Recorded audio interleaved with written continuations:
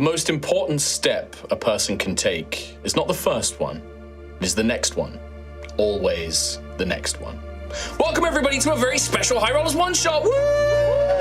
Yeah. We are so excited because today we are playing the brand new Cosmere RPG by Brotherwise Games, based on the amazing Stormlight Archives by fantasy legend Mr. Brandon Sanderson. We are super excited. I'm going to bring my notes back into play now. But we are joined by some regular High Rollers players, plus maybe a friendly face as well. On this side of the table, we have we've got Ree, we've got Chris Trott, we've got Kim, and on the other side we have Mr. Tom Hazel and Katie, along with our friend Jasper Cartwright. Hi, everyone. He's here. Woo woo. Excited to be here. We are very excited to have you. Yes. I'm excited to play. Yes. Let me throw this back down. But yes, we are here in a very special one-shot. We've got costumes, we've got some lovely set pieces to play the Cosmere RPG. Specifically, our adventure is going to be in the Stormlight Archives campaign setting. But you might be thinking, Mark, I've never read the Stormlight Archives, I don't know anything about it. Well, do not worry. If you haven't read them, or if you've never played a TTRPG before, maybe you are a Brandon Sanderson fan, but you've never played a tabletop role-playing game before, please don't worry. We're going to be doing our best to introduce you to everything, whether that's the world or the gameplay, and teaching you a little bit about the rules as well. Also, if you're interested, the Good Time Society have done a how to play. It's a very quick 15-minute how to play video, which is on the Kickstarter page, which is live now. You can go and Kickstarter this project right now. I just love the immediate sort of like I got from Rhiannon there. But yes, the Kickstarter page is live. Check the link in the video description or in the chat right now. If you're watching live, you can go and check out the Kickstarter. And like I said, the Good Time Society with Becca Scott and those guys have got a lovely how to play video. So if you'd like to learn a bit more about the rules before jumping in, or maybe you want to go back and watch after this, please go and check that out as well. What else? I mean, a bunch of us here absolutely love the Stormlight Archives and Brandon Sanderson. Oh, yeah. I've got a Bridge 4 jacket. I'm very excited. It's a great time. I'm so excited. But we also, Jasper, I know that you're quite new to this universe. I'm so new to this universe, and it's been a delight getting to learn some more things about it. And it kind of feels wild that I've never interacted with this ever before. Like, why has no one told me about it? There are dozens of you. Yeah, truly. All four of us. But you're going to be our guide for those people who are not as familiar with the world, and you're going to ask lots of questions to help us explain stuff. If I look panicked and ask a question, it's because I am panicked and asking a question. Don't worry, this is all normal. Yeah, of course, it's fine. Very, very normal. But also, I think for the rest of us, we are massive fans of this world and these books. Absolutely. We are very, very excited. But yeah, do go and check out the Kickstarter. As I said, this is sponsored by Brotherwise Games as part of the launch for the Cosmere RPG, which is very, very exciting. Now, just before we jump into playing, I do want to go over a couple of things just about the mechanics of the game and things like that. Okay. I did mention you can go and check out the Good Time Society video, but a couple of quick things. If you are familiar with other TTRPGs, a lot of the mechanics of this are going to be familiar to you. Our players are going to roll a 20-sided die, a d20. They're going to be adding a skill modifier to see if they can overcome certain things and bits and bobs like that as well. They have different talents and abilities. They have different defenses that I'm going to be attacking with enemies and environments and things like that as well. But one very cool thing, which is a core mechanic of the game, which I wanted to explain, is the plot die. Now, we don't have them because the Kickstarter's not finished yet, so I've made my own plot die, but this is a special d6 that you roll along with the d20 on certain checks and rolls when it's suitably dramatic. And the opportunities, you can get an opportunity, which is like a positive narrative thing, or a complication, which is a negative narrative thing, and we'll be using that to kind of create cool moments and improvise fun stuff in the game. I think that was the main thing I wanted to cover there, just so that you're aware of it as we start playing. Okay. But yeah, that is it. If everybody is good to go, look around. All right. Well, then let us begin. Roshar, A world ravaged by the mighty high storms and the endless cycle of desolations. World-ending events that would see the return of the Heralds and the Knights Radiant as they battled the forces of the Voidbringers, servants of Odium, the godlike shard of hatred and passion. The Voidbringers seek to claim Roshar for themselves. The Singers, the original people of Roshar, were enslaved by humanity and called Parshmen. In their desperation to fight back, a group of the Singers unleashed the Everstorm, a storm like no other that brought about the true desolation, a cataclysm of unprecedented destruction that unleashed ancient corrupted beings called the Voidbringers. This storm also awakened singers across Roshar, most of whom had been pressed into service by Odium's Voidbringers. A coalition of humanity, led by the former warlord Dalinar Kholin and his niece, Alethi Queen, Jasnah Kholin, has been formed to oppose the Voidbringers. Having realized the error of her people's past, Jasnah has outlawed slavery, and the Alethi desire for conquest and war has been tempered to instead fight back against the Voidbringers and Odium. Aiding this coalition are the fledgling Knights Radiant, individuals bonded to unique spirits called Spren and granted the power of investiture. Formed into different orders with different specialties, the Knights Radiant must speak powerful oaths and promises to unlock true power. As the war with the Voidbringers begins to build in scope, a coalition delegation is sent out to the Shattered Plains to seek a group of singers who have escaped Odium's influence and may prove to be great allies in the war to come.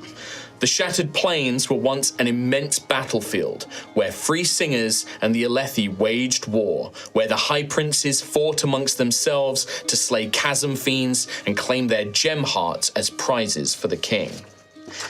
We see these expansive plains before us now, these immense plateaus and deep ravines and chasms that weave between them like cracks in the earth. Scattered rock buds, plants with hard rock shells and trailing tendrils and fronds litter the flat ground with patches of dry brown grasses that sway in the wind. A group of travelers and a pair of chulls, crustacean-like pack beasts, make their way across these vast plains towards the edge of one of these immense plateaus. One figure moves slightly ahead of all of the others. Tom, do you want to describe your character, please? Give me some time. You first. Yeah, me first. I gave you plenty of time in my very long intro. The character you see is adorned in orange and in terms of their clothing, sashes and this armor, I suppose. Would appear armor, perhaps, to untrained eye. Armor-like, but the skin is marbled like stone with swirling red and also these rock-like formations almost over their eyebrows and arms and things. I am playing Kivayed, who is a listener, or I guess previously, and maybe still to some Alethi, would be known as a Parshendi. And I am almost moving with this pulsing sort of rhythm, like a low hum is also heard, if you're close enough, I suppose, that is pulsing to this certain beat that I guess anyone other than the listeners would understand as, I guess, their forms of emotion, right? Part of their communication, Their communication. They communicate in these rhythms of different emotions and things, but I suppose anyone, unless there happens to be any listeners nearby. You are the only one here. You are the only listener, the only singer here. You are currently leading this delegation, in guiding them, and you are taking them to the meeting spot that you and Marukan and Akosha and the other listeners agreed on. You're checking your position, nearby landmarks and rock formations, and you think that you're about less than an hour to the plateau's edge, and then you know that a trail actually leads down into the chasms, and from there you will have to make your way to the meeting place, which is down, hidden away in the chasms themselves. Okay. You do see in the distance, Kaved, that there are storm clouds quite far away on the horizon right now, but something to keep in mind. What would Kaved do? You're kind of walking ahead of the group right now. You've kind of made this judgment. You're kind of leading them. You can see that the trail is coming up. Looking behind you, you see the travelers, this delegation that you've assembled of humans. They're all humans. What would you do next after sort of scoping out and scouting out ahead? Yeah, I mean, I think I'd be listening down into the chasms themselves to try to figure out what could be down there at the time. I've got some idea. Could be chasm fiends, could be anything dangerous for this group, but they are a dangerous place. In that case, do you want to roll a perception roll for me then, please? Perception, yes. So you use your perception skill, d20 plus your modifier. And am I using the plot dice? I don't think we need to roll the plot dice on this one. This isn't a particularly dramatic or tense moment. This is just to see, if there's anything that might be down there or like kind of get your bearings. Okay, well, I have a perception of 6, so am I just adding this to the roll then? Just add that straight to the d20. Great. That is 13. Total? Total. All right. You strain your ears. You don't necessarily hear anything coming from the chasms, maybe a little bit of blowing wind kind of whistling through the rocks. You do see out around the plains, kind of flitting through the air, you see various windspren, which appear like these ribbons of light, these kind of spiritual like beings kind of just moving to and fro with the currents of the wind. But you don't necessarily see or hear anything that would give you any cause for concern. Okay. Not right now. So we see Kaved up ahead, sort of listening, looking down, peering into the chasms as the rest of the delegation is coming up from behind them. We then see another figure who is leading a small squadron of soldiers. We can see 3 other soldiers kind of walking behind them, but this figure isn't talking to them. To outsiders, it would look like this figure is talking to themselves. But Trot, do you want to describe the figure that we see? You see the most handsome man this side of the Shattered Plains. A stoic-looking figure, athletic build, beautiful not blonde hair, brown hair, and a lovely beard, finely trimmed. Once a professional soldier for the High Prince Aladar, became a lieutenant, by the way. Now, a Knight Radiant. That's right, I've got all the powers. Oh, no. And I'm not talking to myself.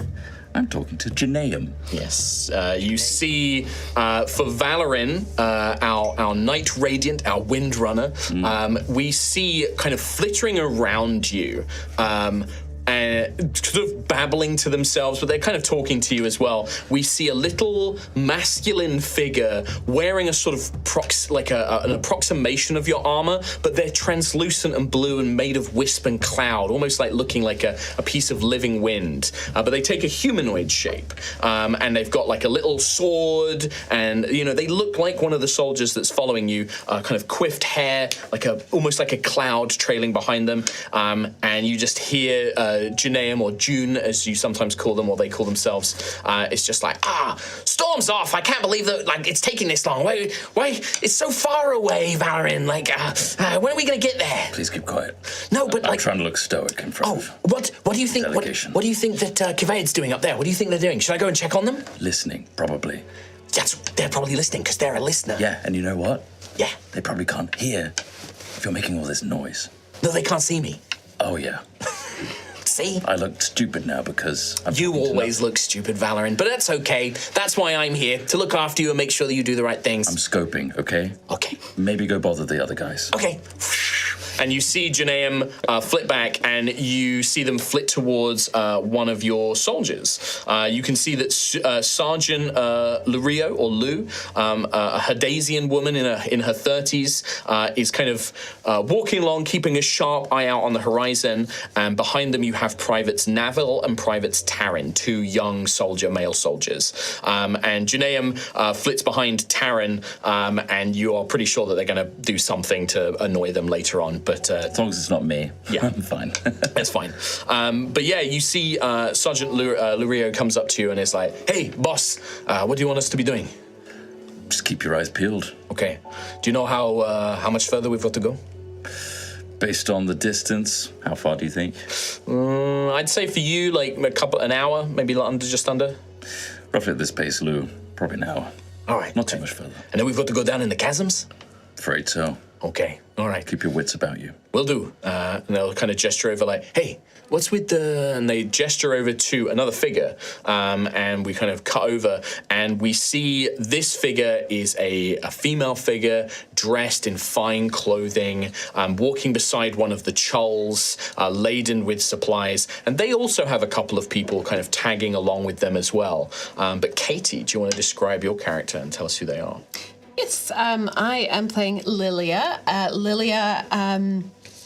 Yes, she's dressed very finely in blue, so the fabrics look very luxurious. She has long brown hair and bright blue eyes.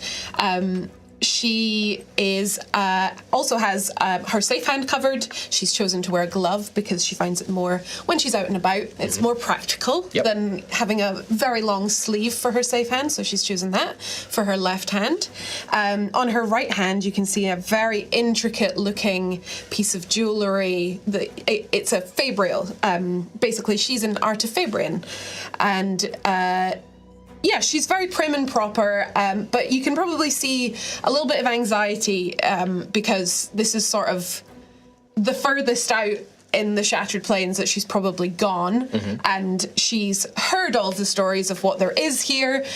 She knows the tales from her mother, but so she's there's a little anxiety there, but she's very much trying to keep an air of confidence. I would say. But kind of walking amongst you, you have your own little entourage, Brightness Lyria, as you are an Alethi noble. And we see that you have a couple of feminine figures who are like attendants, one of which is Asha, who is a young Vaden woman, pale skin, maybe in her early 20s. She's worked for you and your father for years. Like, this is kind of a trusted confidant and, you know, somebody who attends to your more sort of mundane needs whilst you're working. And she's kind of very much like you, a little bit nervous, sort of glancing around, unsure, probably has never been out onto the Shattered Plains like this before. He's like looking over towards the chasms. You were also accompanied by an older-looking Carbrantian gentleman, dark skin. You can see that he wears very simple robes, and you know this to be Dorval, who is a doctor, and he works with Navani Colin as you do, and has kind of been sent along to help you, and has also taught you a few things in his years and things like that.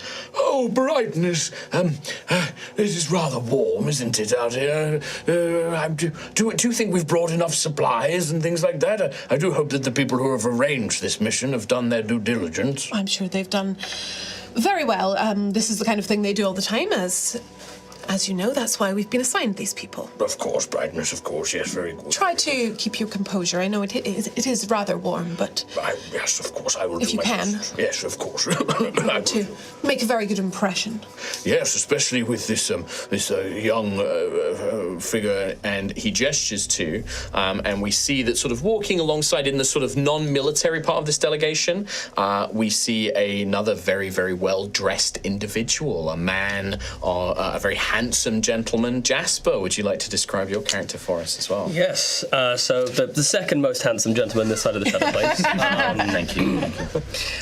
We see, sort of bedecked in this flowing red and sequined robe, a sort of pretty average height human, doesn't look sort of particularly well-versed in these surroundings. Definitely seems a little more uneasy, as he's sort of almost has like a slightly gliding quality to the way that he walks and sort of clasps his hand together and is very much looking, surveying, has more interest in the people, as he's sort of looking around and taking in slight mannerisms and little moments that he happens to see. And I think, it's just having a sort of a quiet moment to himself, trying to kind of go through and process what is to come. And there is I think, for the keen-eyed, a little bit of sort of tension that seems to be sort of holding him at the moment. Okay, so as you're kind of walking, kind of keeping to yourself, a part of your wonderful patterned sort of cloak and cape that you're wearing, there's almost a raised part of it that to most people they wouldn't be able to spot this at all, but on close examination we almost see it shift, like it scuttles over a part of you, coming up towards the shoulder closer to your ear, and you hear this kind of soft feminine voice that almost seems to vibrate. Malakash. Yes? You still need to say the words. Yes, you keep saying that I need to say the words, but you have not yet told me what the words are. I don't remember what they are. You don't remember? I can't remember. It feels sort of important. It feels like that's the kind of thing that you would remember. I agree. It is quite interesting. And every time there's this like vibrational hum noise whenever they speak, and you know this to be Sequence, a spren who's bizarrely become quite attached to you, and over the last few months you've found yourself in this very strange place where you find that spheres and stormlight seems to diminish in your presence, and you can find yourself stronger and faster at some points, but you're not quite sure of what it all means. And Sequence is just like, perhaps you could try the brave one, the warrior. They may know. Sort of Malakash casts an eye in that direction and goes, must I? Do I have to? You do not have to do anything. That is the nice thing of truths and lies. Good lies. That is true. Okay, well, it sort of feels like something is changing, and I feel very new to this, and you don't remember, so... No, I am new as well, but also not new. I am old, but not old. Very curious. It's, I forget often how, whilst delightful it is that I feel this kinship with you, how deeply infuriating it also is. I am a cryptic. It is in my nature. Absolutely. That is, I will not speak ill of your nature, but my word. When we see this, we see you kind of muttering to yourself to this, you know, most people don't pick up on you kind of stood aside, but there is one set of eyes and ears that maybe is seeing you sort of speaking under your breath and whispering to yourself. A figure that is blending in with the entourage of Brightness Lyria, but hasn't drawn too much attention to themselves just yet.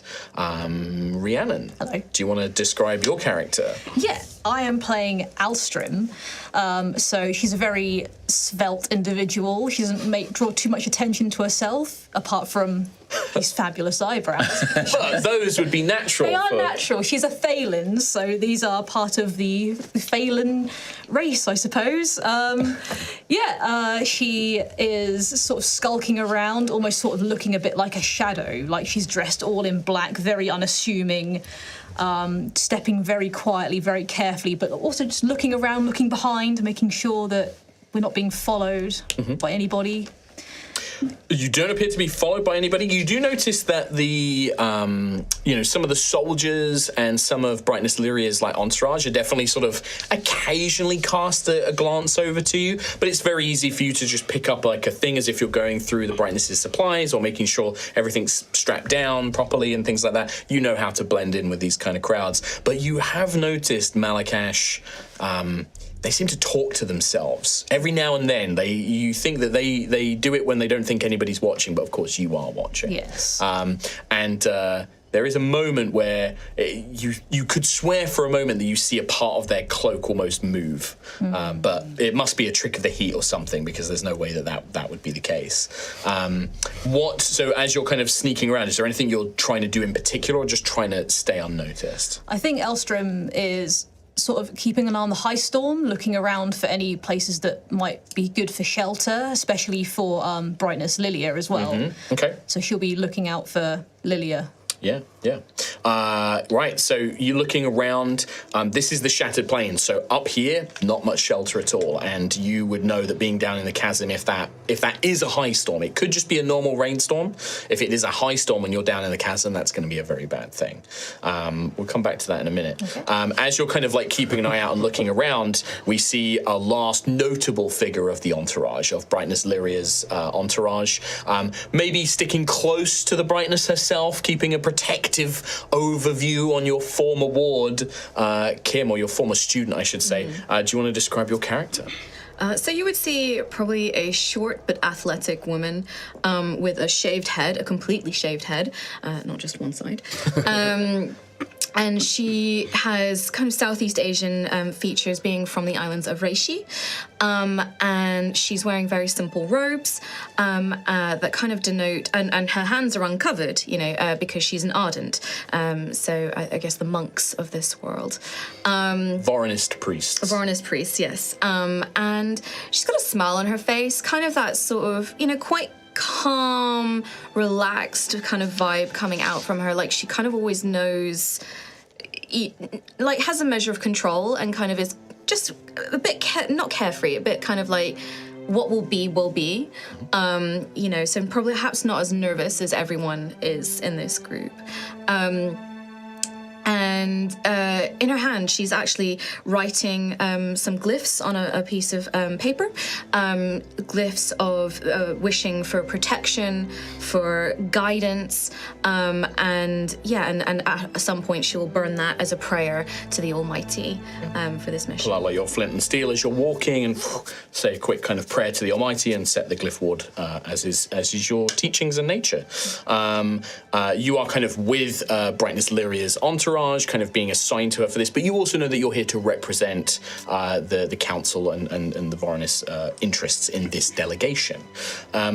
As we kind of have all of the characters, we should point out that Malakash from the Azir as well. Yes, is Azish. So we have a couple of Alethi, Azisha Thalen, a Reshi Voronus priest, and then we have our listener as well. So, you are waiting at the edge of the plateau, and the group, over a bit of travel time, you will make your way and join. You join Kevead at the edge of this plateau, and you see now what they've led you to. These vast stone plateaus are pillars, are islands between all these cracks and these deep, deep ravine-like chasms. They get wider as they go down, but they are very, very steep, hundreds of feet down. And this one seems to have a naturally worn trail or path that leads down into the chasm, but parts of it you can see have also been ramshackle built out of wood and reclaimed supplies and things like that as well. And it creates a very... not the safest looking route down, but it creates a kind of natural trail. The soldiers that are traveling with you, Sergeant Liu, will kind of go like, well, Pinchy can't go down there. And it's like, we can't take the chulls down that. Oh, poor boy. And she goes over and starts stroking the chull like, well, what, do we have to leave him up here, boss? Yeah. Afraid so. Oh, sorry, boy. And she just starts stroking the chull. Leave enough supplies with them, it'll be fine. Okay. Should we start doing that? Yeah. Okay. Yeah. So you see the soldiers start taking off some basic supplies and things like that, and start kind of staking the chulls, onto stakes in the ground, so they're not going to run away too much. Check on the crew, I guess. And I start wandering around, patrolling, checking in on everybody. Probably first with Brightness. Everything well? I trust you have planned how many supplies we do need for this chasm journey. Yes? We have. Yeah, not a problem. My crew. I've got it all sorted. Okay. I glance at them. Yeah, they're definitely taking supplies off. Like, this is a well-trained squad. Like, these are not like useless soldiers. The two privates are young, but they're not inexperienced. Sergeant Liu can be a bit of a sort of crazy character now and then, but she's pretty reliable. You've been friends for years. Like, that she's got this. So they're pulling off like supplies and things like that. The only thing that, as you're looking around, and Brightness, Lyria, you probably noticed this as well, is there is those storm clouds in the distance. What this is going to represent is I'm going to have a tracker throughout this adventure. And occasionally, if you guys roll a complication, if it doesn't make sense in the scene to use it, I will progress the storm tracker.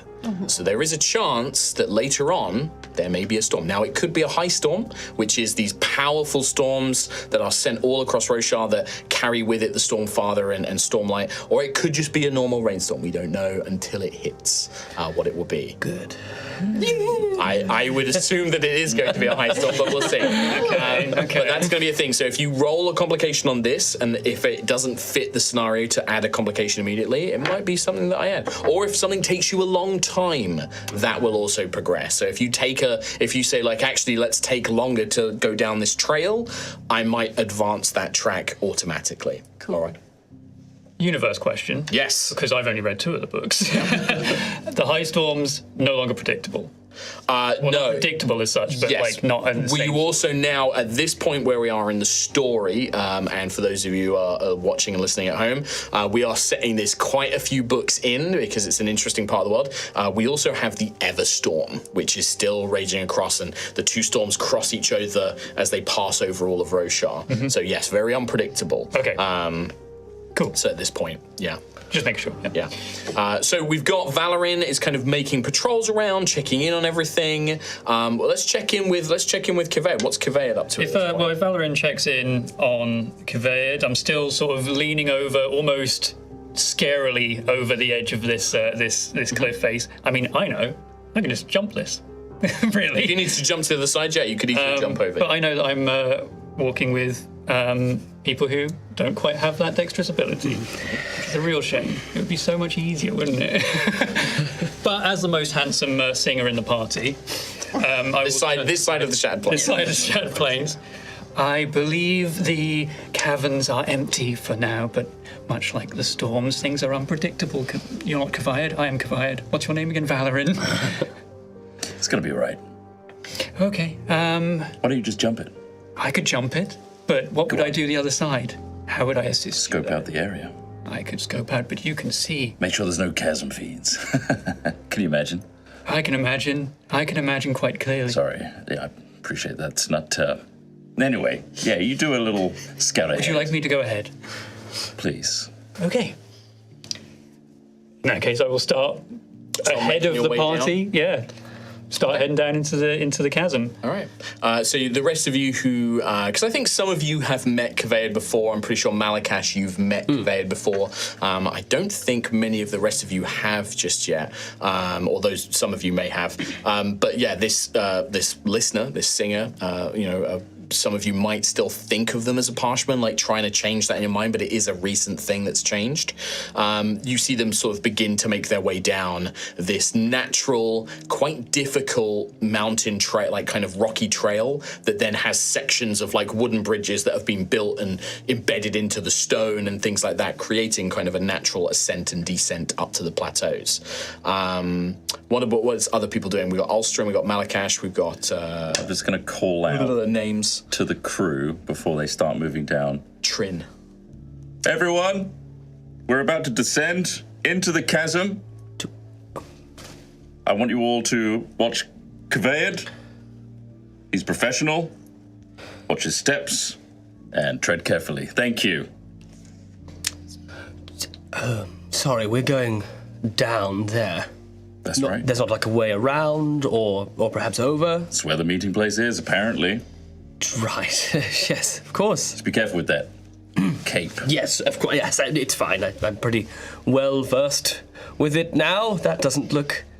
Okay, right. Sorry, I saw a rock falling. Good. Happens all the time. Yes, all the time. Great. Yeah. Yes. Okay. Yeah. Mm-hmm. If we were to, say, get into trouble down there, chasm fiends, if that turns out to be a high storm and, could get flooded down there, how quick can we get out of the chasm, would you say? I wouldn't worry about a high storm brightness, I think. I think we'll be fine. But nevertheless, you're amongst strong, protective people. Just so that we're all on the same page. Just in case anyone wasn't sure. A chasm fiend. I've heard that sort of thrown around a few times. I just wanted to make sure that we all definitely knew what that was. Huge beast with a gem heart that will tear anything that doesn't have armor. Sure, fantastic. But not a problem. After you. Sounds great. This is why we have the people that we have with us, though. Of course, they're here for protection and for these unpredictable circumstances. Of course. Excellent. All I ask You is like this one. Good lies. just move swiftly, and as Valorin said, follow my steps with precision, and we'll make it through just fine. See, It's follow the him. rhythm of confidence. Rhythm I of think. confidence. Okay. You get a sense, Malakash, from Sequence. This one is very confident. What is Ardent Trim and Ulstrim doing whilst this kind of discussion is happening? You go first.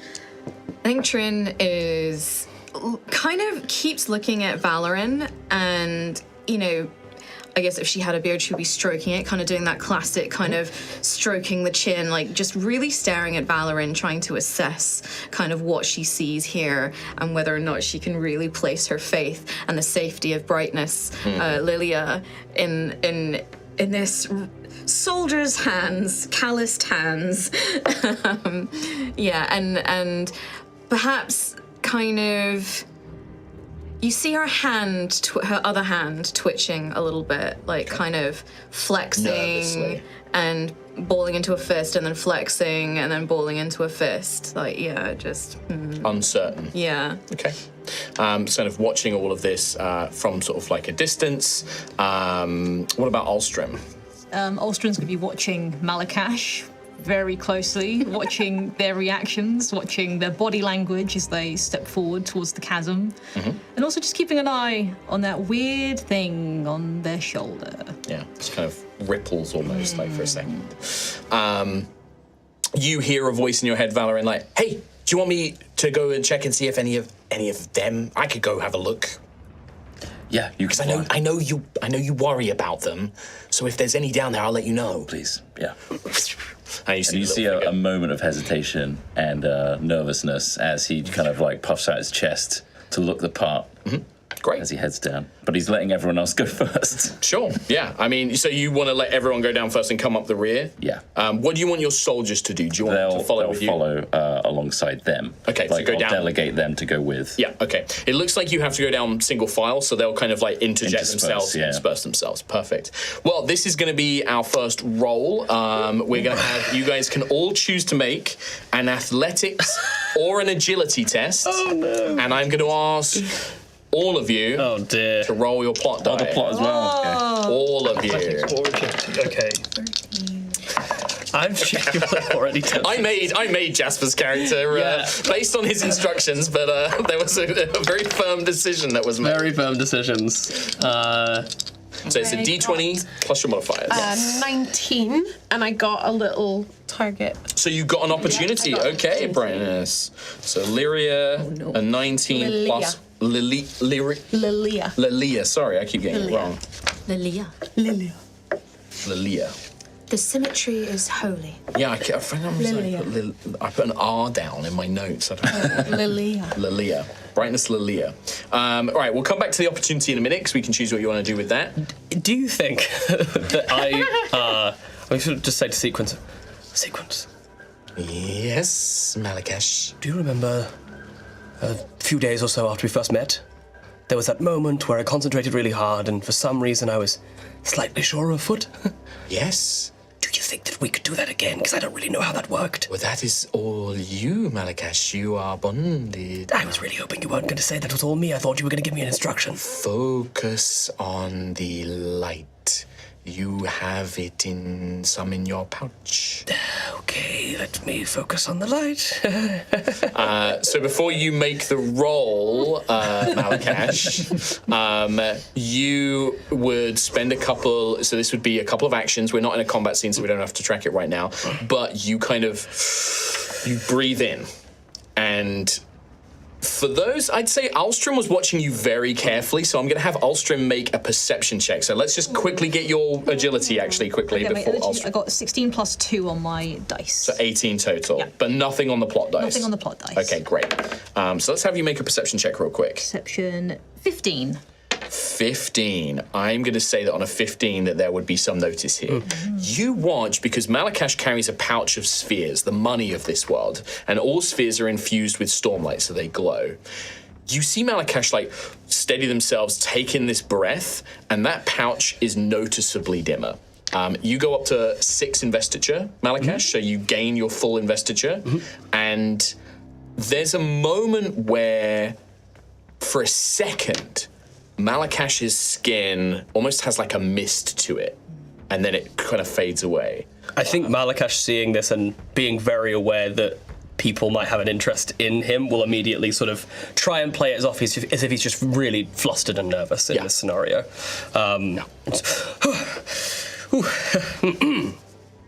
Okay, and then I will spend one of my investiture to use to enhance myself and to give myself a +1 to strength and speed. Yes, yeah, you do, so you get an extra +1 to the roll. Let's see how this goes. It might not make a difference, but we'll see.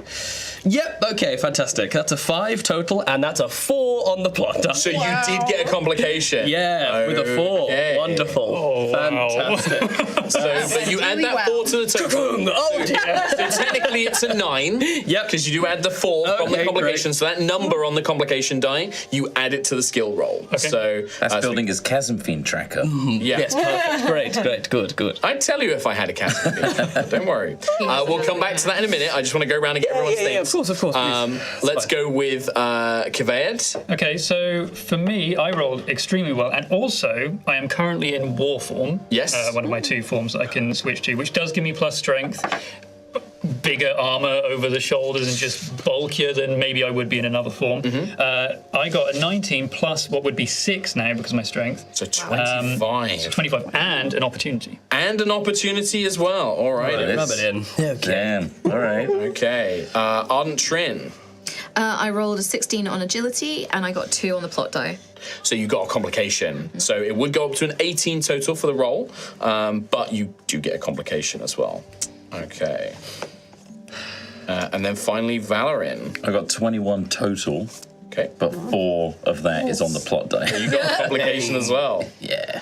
All right. Tripping. We get it. We get what this is about. Yeah. Let's right. complicate Hazardous. things. Yeah. So quite a few of table. you. This happens a lot. This is how it's going to go down. So the way I kind of see this happening is maybe it's Kaved who was moving ahead of everybody but did get a complication, right? No opportunity. Oh, opportunity. So you are moving ahead, and you feel this happen before because just behind you, Malakash, as you are moving with that enhanced strength that you have, as you move over a wooden part of this thing, you just put your foot down with way too much. You didn't realize how strong you were moving, and you put your foot through the boards, and you begin to slip through. Help! So the way I'm going to word this is you guys currently have 3 complications and 2 opportunities.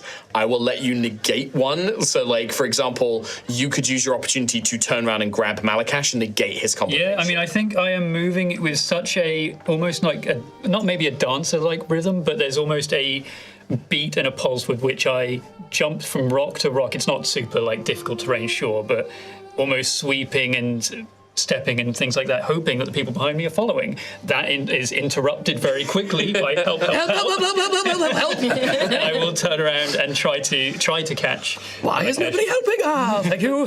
Yeah, so this large carapace, red, white, black marbled hand grabs you, probably by the hand and collar, and kind of catches you before you slip through, Malakash. So you are grabbed. So I am going to say that a couple of your bromes, your spheres, fall out of your pouch and plummet into the chasm. So if you can mark off 2 of your bromes, your larger spheres, they just come falling out of your pocket, basically, as they tumble into a way to it. But then we move on. So we then also had Ardent Trin and Valorin. Now, I don't want to necessarily do the same thing for each person. So you guys aren't at threat of falling because Malakash, but that sudden stop is going to cause a ripple effect, right? And I like the idea of if you guys have an idea, we can always work with this and kind of stuff. For example, some options that we could do is you could gain some exhaustion because this whole trip is quite exhausting to you. You could lose some items. You could take some damage. You might take an injury. Or maybe one of the NPCs, one of your soldiers, for example, Valorin, might be the one who slips and falls and takes some damage or something like that as well. What do you guys think? I'll put it on them. I was doing super well. Yeah, you rolled really high, right? One of my young soldiers, let's say Neville, Okay. just lost their footing a little bit, and I take the extra effort to grab them. Okay. It kind of strains me. All right, so do you want to take one exhaustion then? So that will be a -1 to any of your rolls until you have a chance to rest. Okay. So you have a -1 to any tests, basically. And what are we thinking for Ardent Trin as a potential complication?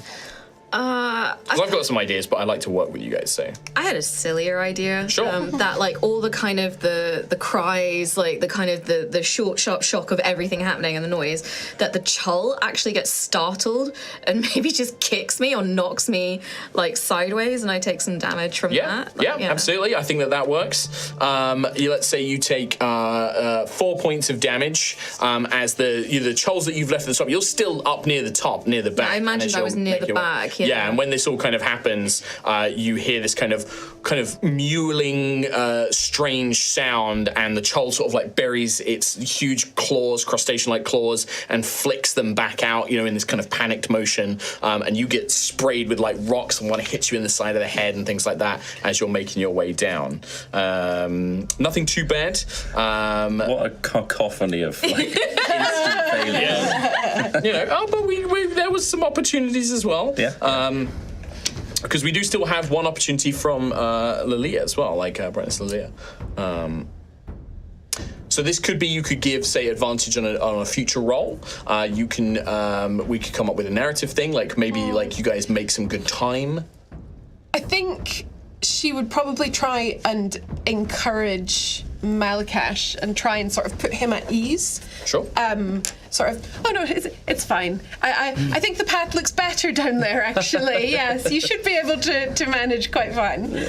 Like, try and keep it like, okay, like, no, we're fine, we're good. Like, maybe she doesn't believe it fully, but she's like trying to boost him so that he can. Yeah, well, one of the default ways that you can spell on opportunities to grant advantage on the next test an ally makes. So, yeah. So, whatever the next roll is that you make, Malakash, you have an advantage on it. Great. And the way advantage works in this game is you can actually stack advantages, and you choose which die you roll twice, and then you take the highest of. So, for example, if I said to roll it with the plot die, you can actually spend your advantage to roll the plot die twice and take either of those options. If you have advantage from 2 different sources, you could say, well, I'm going to roll the d20 twice. I'm also going to roll the plot die twice. Or if it's an attack roll and you hit and you do damage, you can roll the damage twice. Cool. Okay. So you can spend it on different things, right? I like that. So, you've gained advantage. So this encouragement from this quite, important figure in Alethi society has kind of spurred you on for the moment. And then, then Alstrom, no issues, just completely, you're just going about your business. Yep. Moisturised, unbothered. In your lane, thriving. Malakash is immediately like, excuse me, do you have some of that moisturizer?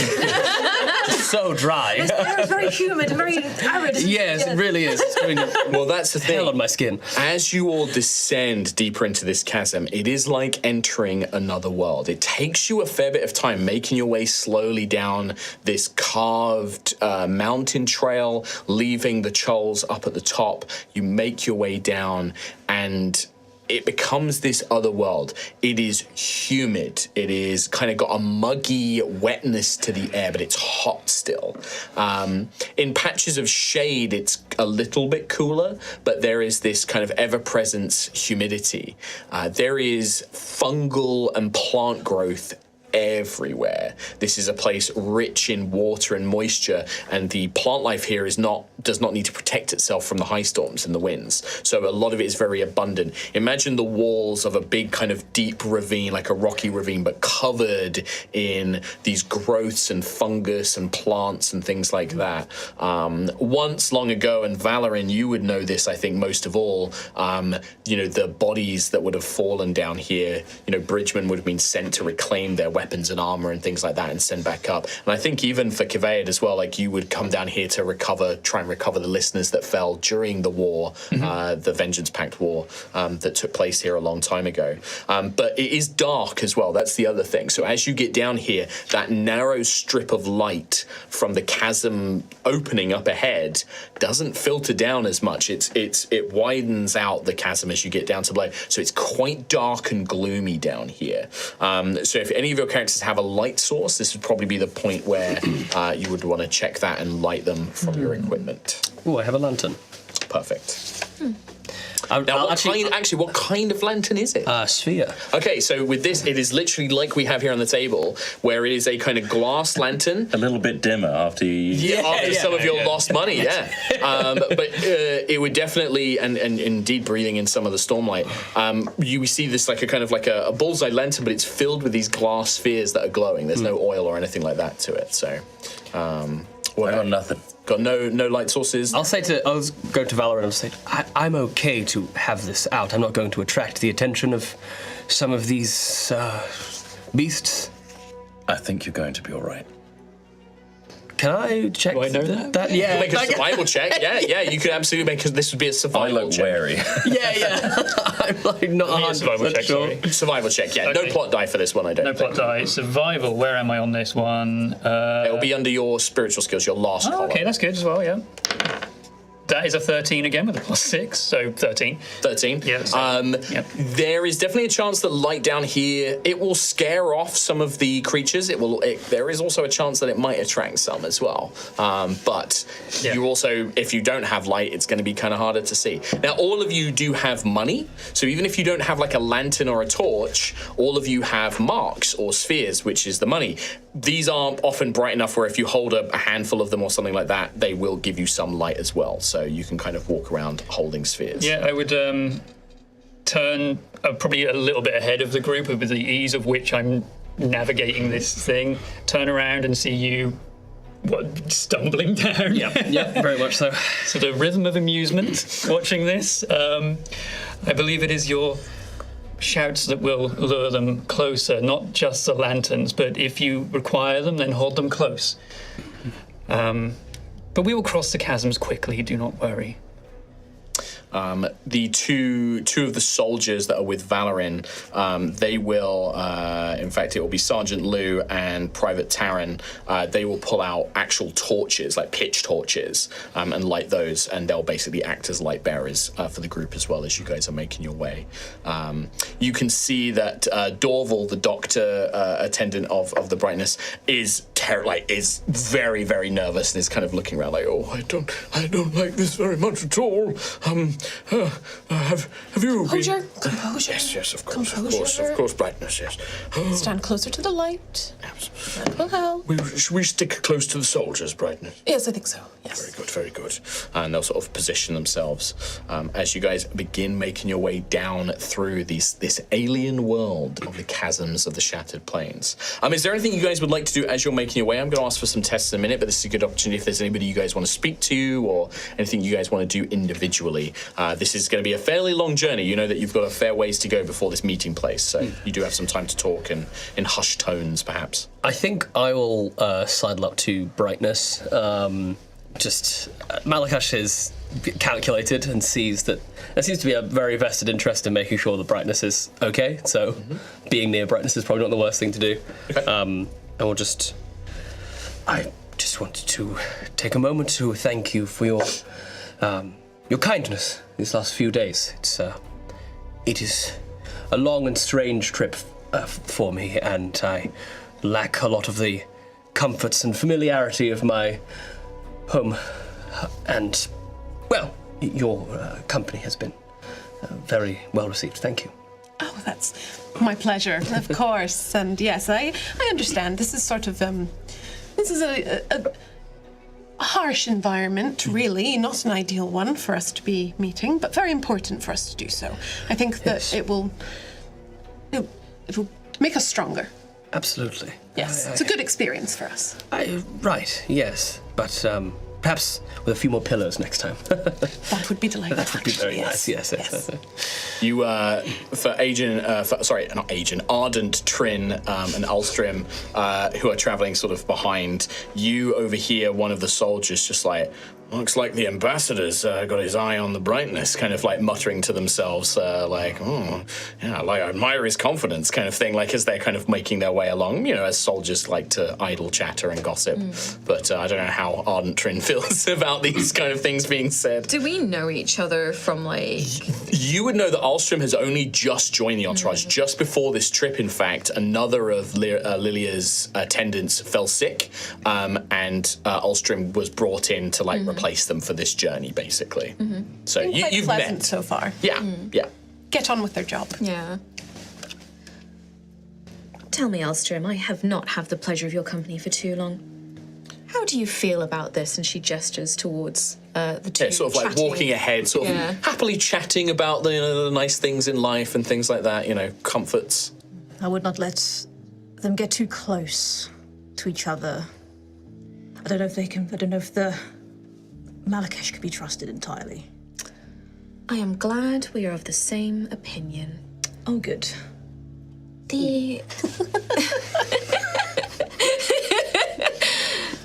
These here, they don't believe in the Almighty. Do they not? No. They do place some importance in the heralds, but they believe in the Prime and not the great works of the Almighty himself. And that troubles me. And it troubles me to see him cozying up to brightness. I'll do my due diligence. I will keep an eye on him, make sure that he doesn't get too close to our brightness. I'm glad I have a friend in you. As Alden Trin is talking about the Almighty, Valoran's kind of nearby, looking for like a light supply. He starts hearing about the Almighty and he kind of rolls his eyes and kind of pushes forward to the front where Kavite is. Hey, how you holding up? Well, and you? Considering the situation we're in. Not too bad, I guess. Have you traveled the chasms before? Yeah, Well, that is good. reluctantly, picking up armor. Reluctantly, why? The battle on the Shattered Plains? I remember One it used well. to fight singers and listeners, and Yes, that's where you quite a rescued turning me. point for me. Quite traumatic. You have been in the chasms then? Yeah, some bad stuffs. Look, All washed away by the ice storms by now. I hope so. There's a lot of bodies that fell. A lot of I see bridges. no bodies here. Okay, well, good. That's great. Always nice and calming influence on you, Kavite. I do my best. Maybe do your singing to the rhythm of I always am. just a calmer one. Have you got a calmer one? They're all calm. This one at the moment doesn't seem so.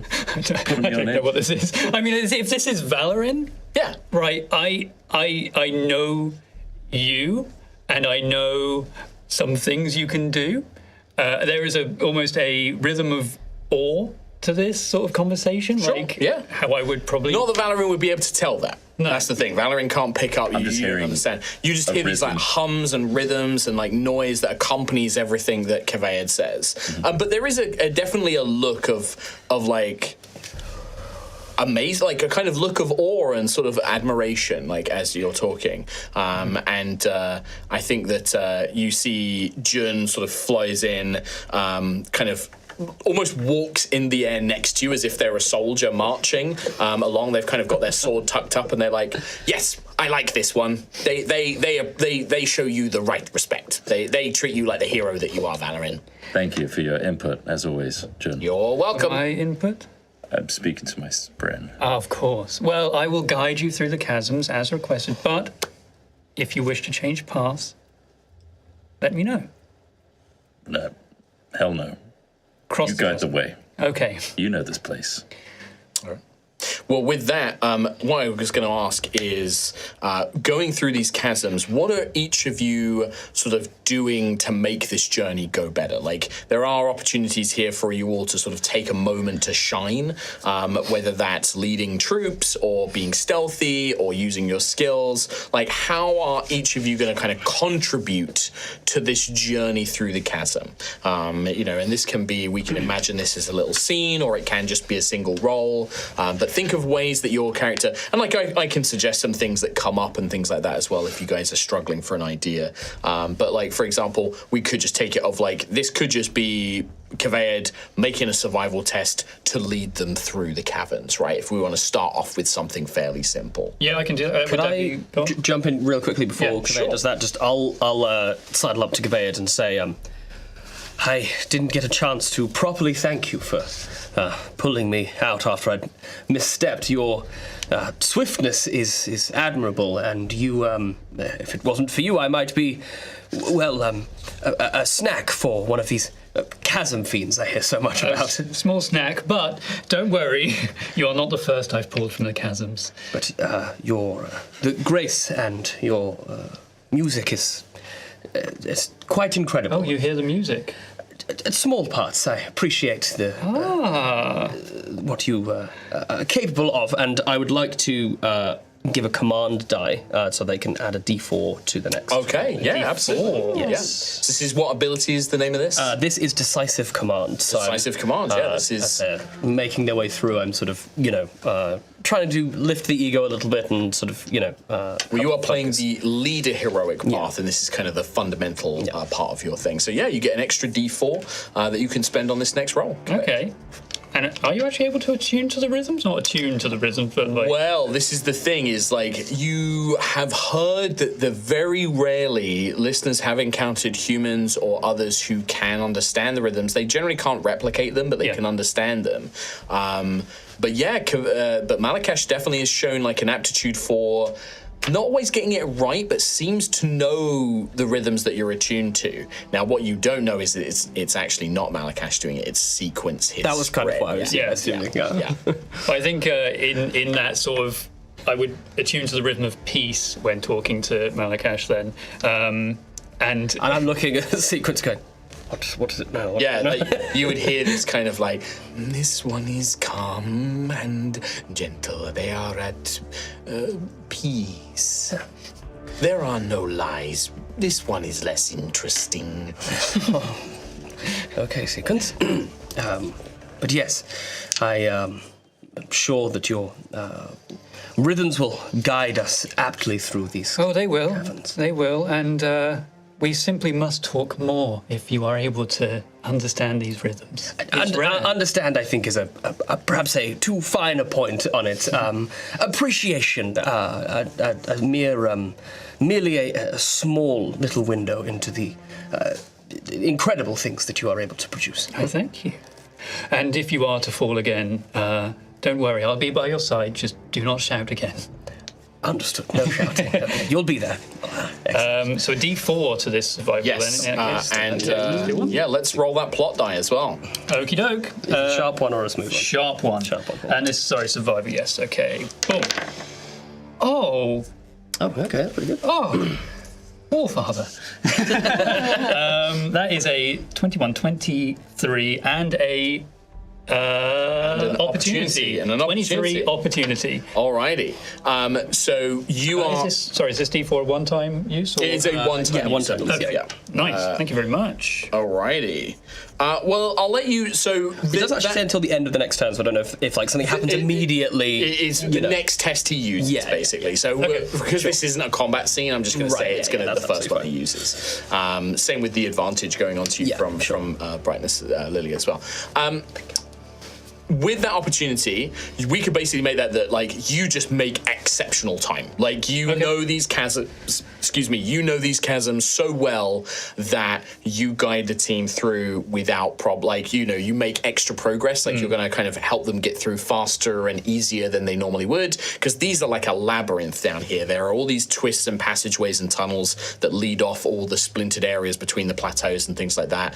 You could also spend it to give advantage to somebody else if they're going to make a roll. Well, I think I'm imagining like maybe we don't necessarily know the exact route of the caverns themselves, the chasm themselves, but maybe they just happen to line up perfectly with like the sun shining into them. Just creates this Makes it easier. unusually light path for us to be able to navigate. Sure. So if there were to be like if say like you guys were to encounter any dangers or things like that, you will be in a bright environment. You won't have to worry about light sources and things like that. It just so happens to be that the openings are wide enough that the sun is coming down. that sounds like a perfect opportunity. So that'll be like an environmental benefit if something were to happen. Cool. Nice. And we can play into that as well, so it'll be easier to see. We also make phenomenal time. Sure. Yeah. Absolutely. Yeah.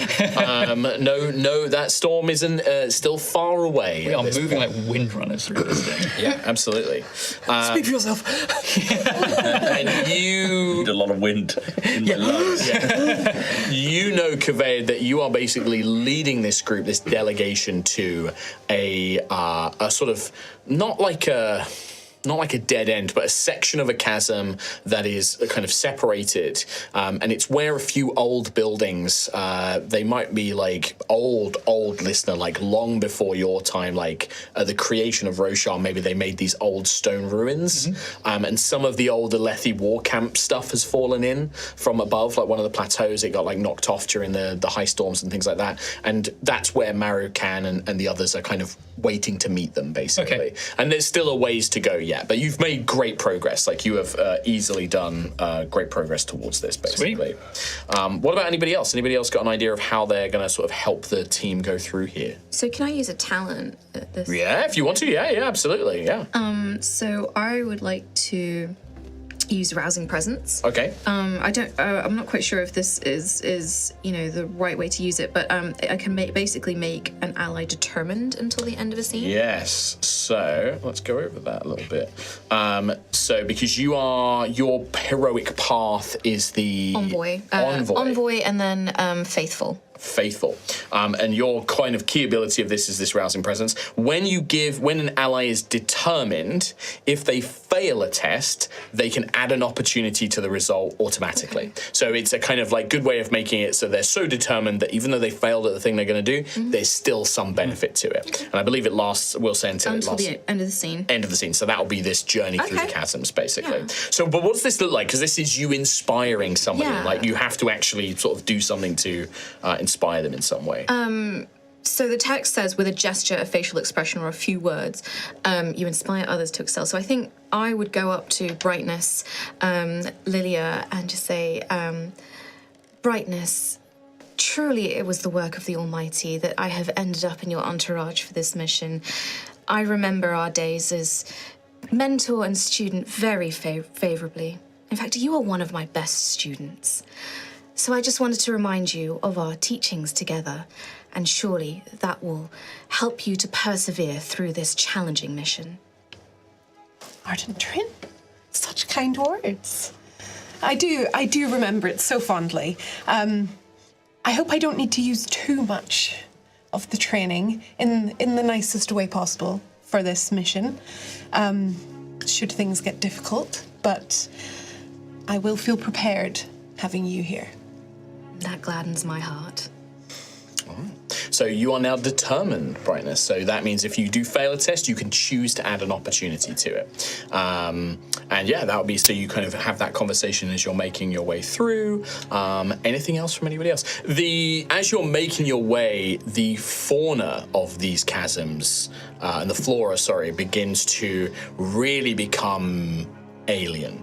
You see plants and rock buds and things down here and funguses and mushrooms that you've never seen, and some of them almost seem to sense your bodies, and you can see that lifespren, these tiny green motes of light, seem to kind of almost ripple up, almost as if falling upwards, begin to lift up around these plants, and you see fronds and tendrils almost trying to like reach out towards some of you.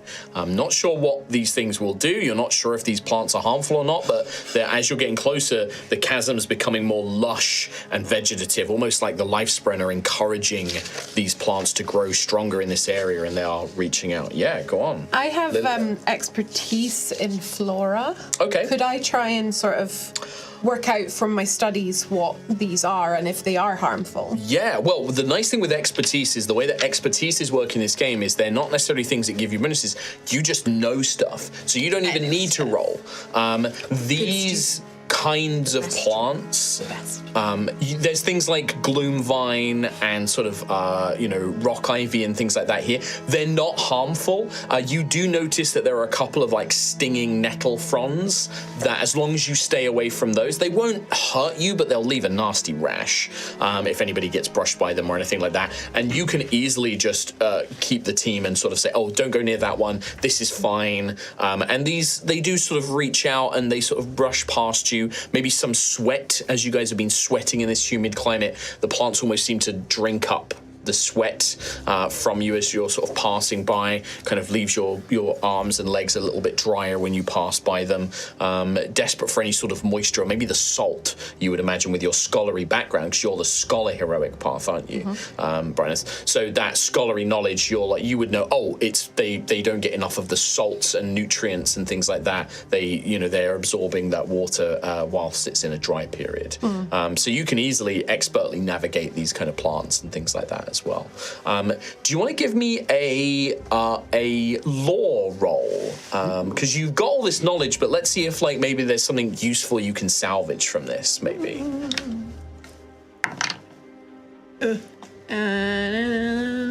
14. 14, you don't spot any plants amongst this kind of little section of the chasm that would have any medicinal uses or any uses like that. So you just make your way through, kind of helping avoid any sort of problems and things like that as you go. Just don't touch those ones. Those ones sting. It's not too bad, but it's not very pleasant. So these ones are fine. They just don't get enough moisture and nutrients down here in the chasms, so they're just reaching out for some help. Sure. Wonderful. Anything from anybody else that would like to assist in your journey as you're making your way through these chasms? I have expertise in travel. So I was wondering, these chasms are quite labyrinthian. Yes. So can I use maybe my spheres and make a trail back up to the entrance to make sure we don't get lost, or if you need to find a quick way back? I don't think you need to use your spheres. I think that with that expertise, I'd say that you have chalk, a piece of chalk, and you find sections where you can draw on or leave a mark in the ground, or maybe even little pieces of ribbon or something like that you stick into these funguses and things like that. Because spheres would be a very expensive way to leave a trail. But yeah, you can definitely leave a very clear path as you're making your way down there as well. There's also, so that you don't need to make a roll for that. Okay. That's just easily done. What about, as you're kind of making your way through Elstrom, you do begin to hear the sounds of living things. As you get through this kind of section of vegetation, you still have sunlight, but you can hear in the distance kind of echoing through the walls of this chasm and bouncing around. You're not quite sure where they are, but you can hear some sort of creatural kind of sounds and things like that. Is anybody kind of got ideas of how they would want to interact with that? It doesn't have to be Elstrom. I could probably warn Sorry. Kathleen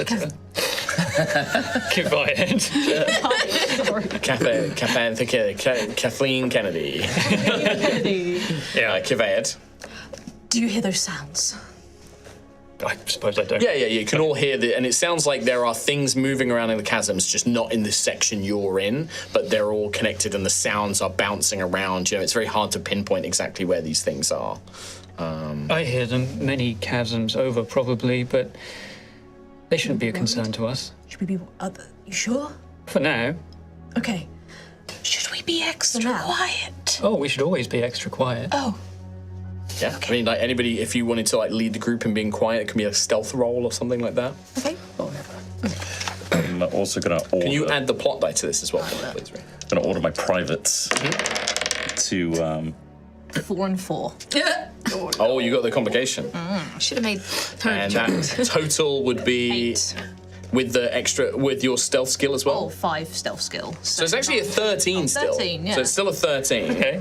it's complicated. It's complicated 13. really It's a complicated. Avril Lavigne got involved. 13's always complicated. Sums up your relationship with dice in general. Yeah. Yeah. It is. I'm going to say, with that complication, you advise everybody, because you're kind of leading, like, okay, everyone be quiet, and you're trying to guide and kind of lead them there. But you're dealing with soldiers, you're dealing with scholars, people who aren't used to being quiet.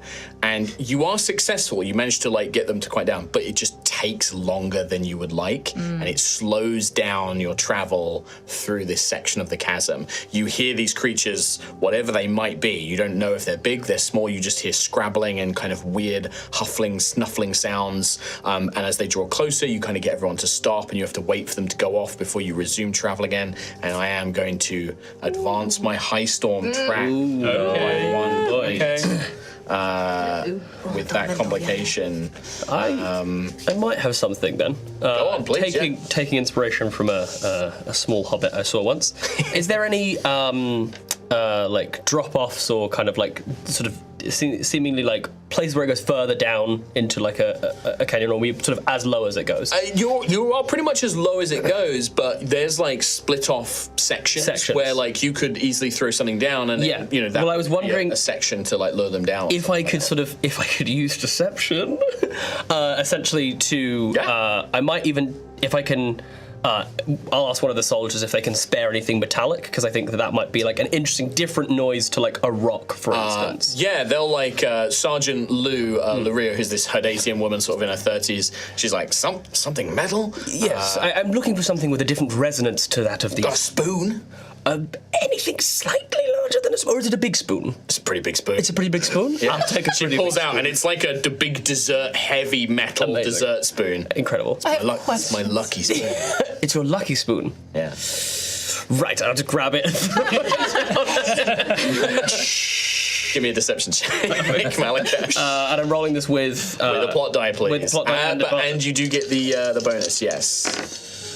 Yes. Oh God. You did get. Yeah. Okay. So 26. Okay. Storms are coming. But that was with a 4 on the complication. Well, I think that in this certain situation, I realised I could have re-rolled them. That's fine. Don't worry. it's fine. Well, because you chose to roll 2d20s, Yeah, right? yeah, So I realised you're expecting I- advantage on that. So what I'm going to say with this one is lose 1 focus, because that's like a generic thing that you can do for any complication. Because I like the idea, and that represents like Sergeant Lurio just kind of like, hey, like kind of like, it's like puts you like kind of gets way too close. Yeah. It's like, listen, pal.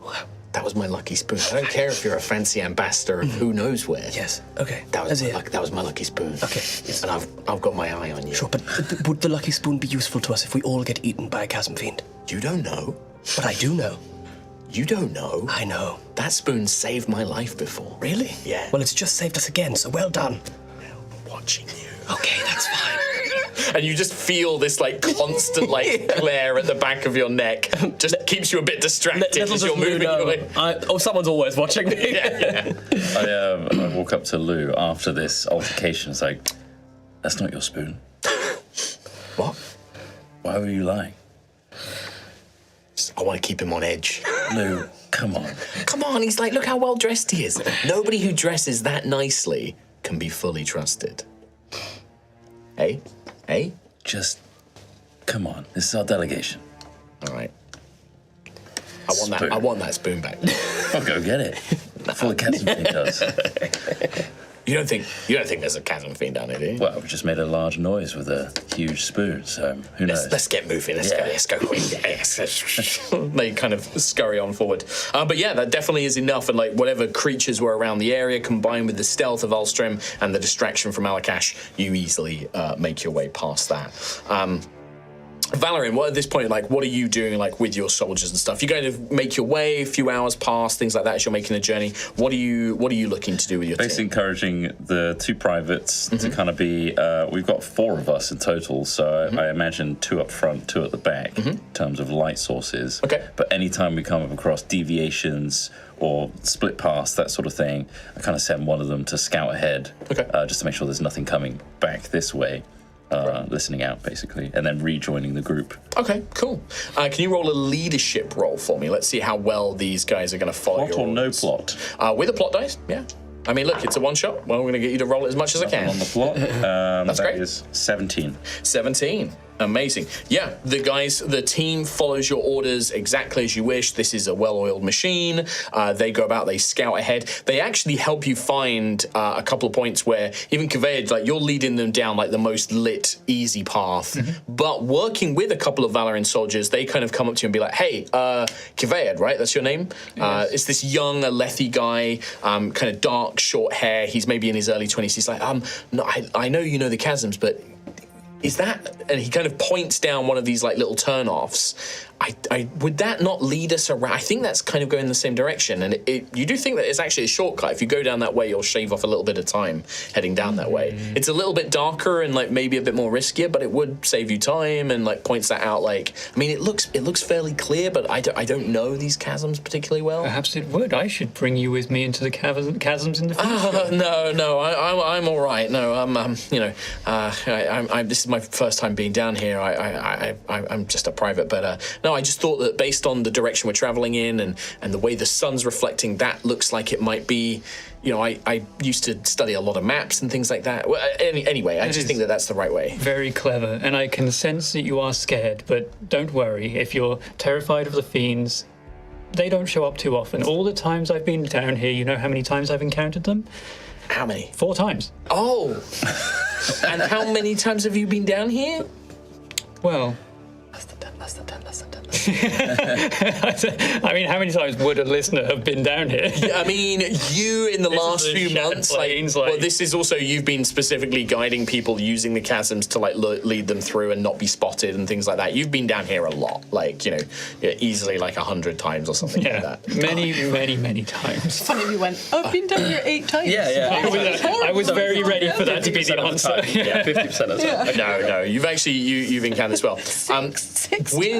With that last little bit and that little shortcut, it does not take you too much longer before, Kaved, you see the area. There's like a particular stone, cut stone that kind of splits off, and you know to one way leads you to where all of the singers are actually camped. The listener family is actually camped, and that's called the Pools of Harmony. That's where they're actually based. Okay. But the meeting point has been set up away from that as a way of protecting where the listeners are, and so you divert them down to kind of this split fork in the chasm, and then within about and sort of like a few moments, you wind it way through, and you come to the humans, it would almost appear like a bit of a dead end. And maybe for the warriors or the people who are a bit more paranoid and suspicious, the hairs on the back of your neck go up, because looking in, there's only one way in or out, and if anything does go wrong in there, it would be pretty bad.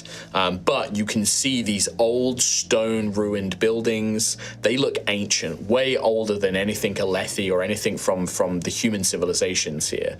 Very, very old, features worn off completely. But there are also broken pieces of boxes or wagons, a couple of broken bridge pieces have fallen down. A banner is actually down here as well, and it looks like those belonged to the Alethi war camps that were stationed around here. And they've fallen down in, and sat in one of these stone ruins around a small little fire is a group of other listeners, other singers. And you see one of them looks over to you, Kaved, and to the rhythm of anticipation, will say, Kaved, is that you? I will counter that, I suppose, that rhythm with as much peace as I can muster. It is, I have arrived with our delegation, as expected.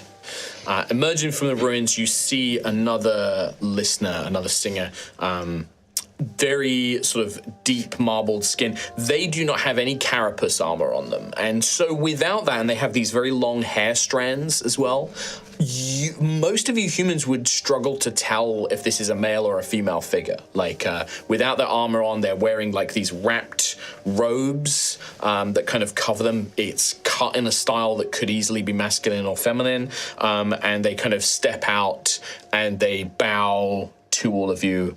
I am Marukan. I am the one who wished to speak with you. I ask you come and sit with us. But I must ask, No weapons. Your soldiers remain out here in the cavern. Thank goodness. And I'll take out the sword I had and just be like, I don't even know what to... Here, one of you take this. And you can see that there's like a section where, sort of leading into the chasm, you could like deposit things on the rocks or things like that. As you see, and you can see that there are a couple of other singer listeners with Marukan who are kind of staying back in the little stone ruin, kind of looking out suspiciously. None of them are in war form. None of them have carapace on them or anything like that. They don't appear to carry their own weapons either. Okay, yeah, that's what I would do, is scout them, make sure there's nothing hidden or anything, and then... From this distance, you can make a perception check for me, Valorin. No plot die needed on this one. 13? 13. From a quick glance, they don't appear to have any weapons on them. Like, they could have something hidden, but not anything that you can see. I basically give the okay to my little crew and just say, it's okay, you guys stand out here. All right. I'll go in with Lou's like, okay, we'll stand out here, boss. And they'll sort of take up a position, in the entrance. They're pretty relaxed. They're not expecting any trouble, so they sit on rocks. Yeah. You see that Nevin starts pulling out like a piece of wood and starts whittling it and things like that. Be on alert a little bit. Okay. They kind of stand up. Thank you. And I'll take my greatsword and crossbow off, and I'll go inside with everyone else. Okay. Could I use my expertise via the diplomacy or singer history to work out what would be like an appropriately formal greeting, but also one that, is sort of still relaxed, I don't want to sort of be as if we're sort of initiating any kind of conversation now, but to make sure that they, feel that I am respectful in their... Absolutely, yeah. I mean, you just know what that is. Okay, I mark the DM, do not necessarily know what that might be. Yeah. It would probably be... a deep bow, showing that you're unarmed, introducing yourself, and maybe a little bit from sequence would suggest maybe drumming like your fingers like on your arms or something like that and kind of suggests like you feel like this vibration and sequence almost like, matching that follow this pattern and as you sort of drum your fingers you can see and Kaveh, you would pick up on this as well, it's not quite the rhythm of peace, but it's close enough to it where like the singers are like they sort of like the listeners nod their head and stuff. It's like sending a slight message that I understand, I know what you're here from, and you good enough cover. Like how would you introduce yourself, Malakash? Like if you're just as you would normally, like as a formal introduction.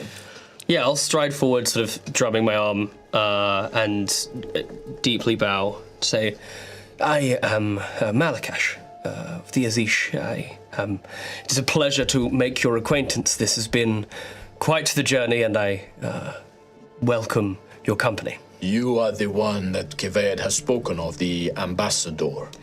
Yes, I do come representing my people and our interests and hope to align our interests with yours.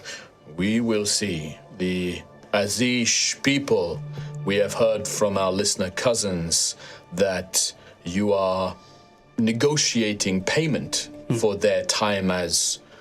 And you see there's like this bitterness to the word as your parshmen. This pleases me. You have this negotiation of payment is fair. Yes. We are pleased to have you here, Ambassador. Come, sit. And you're sort of led in to sit with the rest of them. What about the rest of you? How do you guys do you guys introduce yourselves? You don't have to necessarily go in. This is very much going to be a bit of a peace talk almost, or like kind of like a diplomatic talk. So you don't have to be involved. Yeah, you could be involved if you want to be, but you don't have to be. Could I? No, that's fine. Sure. Yeah. I think I'd just take Brightness Lilia aside just for a quick and quiet word and be like, I'm sure you've been well versed in what you are to negotiate for the Alethi, but just be aware of the ambassador from Azir. He will have his people's own interests in heart, and remember, the Azir have not committed themselves to the coalition yet. They have not committed themselves to defying Odium and the Voidbringers? Yes. I'm sure that we can all come to an understanding that it would be for the best, but I will try my best. If you could perhaps be by my side during this, just to ensure. I would be honored, Brightness. Thank you, Ardentrin. So do you two step forward after this little conversation? And I think she would just sort of make sure the Fabrial on her hand is sitting nicely. She doesn't have any weapons visible, so she will go ahead. Yeah. Yeah, our Trin doesn't have any visible weapons either, so yeah. Marikan will bow deeply to you both. I am Marikan. I have been elected by the family to represent us in these talks. Who, may I ask, are you? I defer to. I am Brightness Lilia. This is Ardent Trin of the Alethi. You can see that there is a bit more of a harshness to Marikan as being presented by an Alethi noblewoman, effectively. Very different to the reception that he gave to Malakash. Lilia. Yes. Very well. Please come and sit with us. We will speak. We will eat and drink and then speak. You are welcome. And just gestures behind you. But there's definitely a bit more of a standoffishness, a bit more of a coldness there as you kind of step. And then to you, Trin, there's a bit more of a sort of like neutrality, like doesn't almost seem to really know, like knows what a brightness is, but doesn't necessarily know what an ardent necessarily is as much, but kind of bows their head. And you? I am merely here to accompany Brightness. I represent the Church of Voronism, but I perhaps do not represent the Alethi. Then you are welcome to come and speak with us as well. Please come in. Kivej, you will join us. I will, of course. Thank you. And just know that these people have travelled the plains with dignity and grace. They mean you no harm. Kavayed has been a wonderful leader throughout the you. chasms. Kaved is very trusted by our family. They have saved many singers and helped them find their family and others here. We So that trust they them, may find their way home. indeed. And let us all stand against the Voidbringers. And you can see that there's like a hesitation to even say the word. I suppose that's what Rhythm of the Lost? That would be said more to like probably a little bit to the Rhythm of Despair. Like when they speak of the Voidbringers, there's this horrid sort of sense of, Sure. awfulness attached to it. Or maybe to the Rhythm of Tension. Yeah. Okay. And then lastly, Alstrom, what about yourself? Like, what are you doing at this point? Do you want to try and get in on these talks, or are you going to kind of stay outside? I think Alstrom will stay outside, but is there a way she can kind of sneak around, try and listen in on the conversation? Oh, there certainly is. It's called a stealth roll. Do I need a plot die? Yeah, throw the plot die in here. Why not? Progress that storm. Nat 20 and a blank plot die. Well, 5 total. so first nat 20 that we get. So if you roll a natural 20, you also gain an opportunity. And if you roll a nat 1, it's a complication. I mean, that makes sense. Yes. So you kind of tuck yourself up and like listen in. But when you do, with that opportunity, if you don't mind, I'm going to suggest something that you go for. Because it is your choice as players, by the way, what you get as an opportunity. It's not down to me. But as a suggestion, I'd like to give you some extra information that all of these guys are focused on these talk. You're going to kind of pick up on something that nobody else notices because nobody notices you. Nice. If that's cool. Yeah, that's awesome. So as you're there, you basically position yourself up where it looks like you're just, picking through things, like maybe going through a pack or setting up some supplies, maybe eating some rations, like very, very subtle, but you're close enough that you can overhear. And you also have a great vantage point to look in on these ruins. And while everyone's sitting down with Marikan and these singers and Kavayed and the others, you notice that one of these listener women, she's got long red hair strands, dressed very simply. You know somebody who's nervous. You know what that looks like. You know when somebody is conscious of something else going on. Your line of work that you're involved in leads you to be wary of suspicious people. and this person is very suspicious. This is a singer who's kind of constantly like looking around and like checking the area that you've come from, and is acting very, very suspicious. Can I go up to Valoran? Yeah. Yeah. Oh, sorry. Valoran, correct? Yes. I've been keeping an eye on things. That listener over there, and I point them out, they're looking a bit shifty. Something seems to Really? be... Yes, they look like they're nervous about something. Like something's going to happen. Well, they don't have any weapons. What do you think could happen in here? I don't know. I mean, we have an ambassador, we have brightness, we have representatives of the Alethi in one small area. I tried to think what could happen. I appreciate your extra level of security, but these are diplomatic talks. We're in a time of tension. Let's just hope that this is all diplomatic and peaceful, and make sure they don't drink or eat anything. Well, you can see that at that point, Marukan has kind of gathered those who are part of the diplomatic talk. And one of the things is they have prepared a very simple listener meal, and they're like, please come and eat, and is encouraging those to take food, things like that. Are you guys going to take that offer up? It would be, and especially with your expertise, you would know it'd be very rude to refuse this. This is, it's quite a simple meal, but it probably would have taken quite a lot of supplies to bring it here and set it up. Yeah. There is also there is like wine and alcoholic drinks and water and things like that set aside as well. Well, I think that Malakash specifically, anyone that's like paying any attention to him, notices the second that he kind of crosses the threshold of this room, his demeanor completely changes from this sort of flustered, kind of unsure, kind of noble to the sort of the diplomat role. His back straightens. He's constantly kind of scanning the room. Anytime he makes any kind of eye contact, he seems to know the exact kind of smile or nod or bow for that particular person. And I think he's immediately scanning to all of the sort of key figures to see if anyone seems to bear anyone with any particular ill will.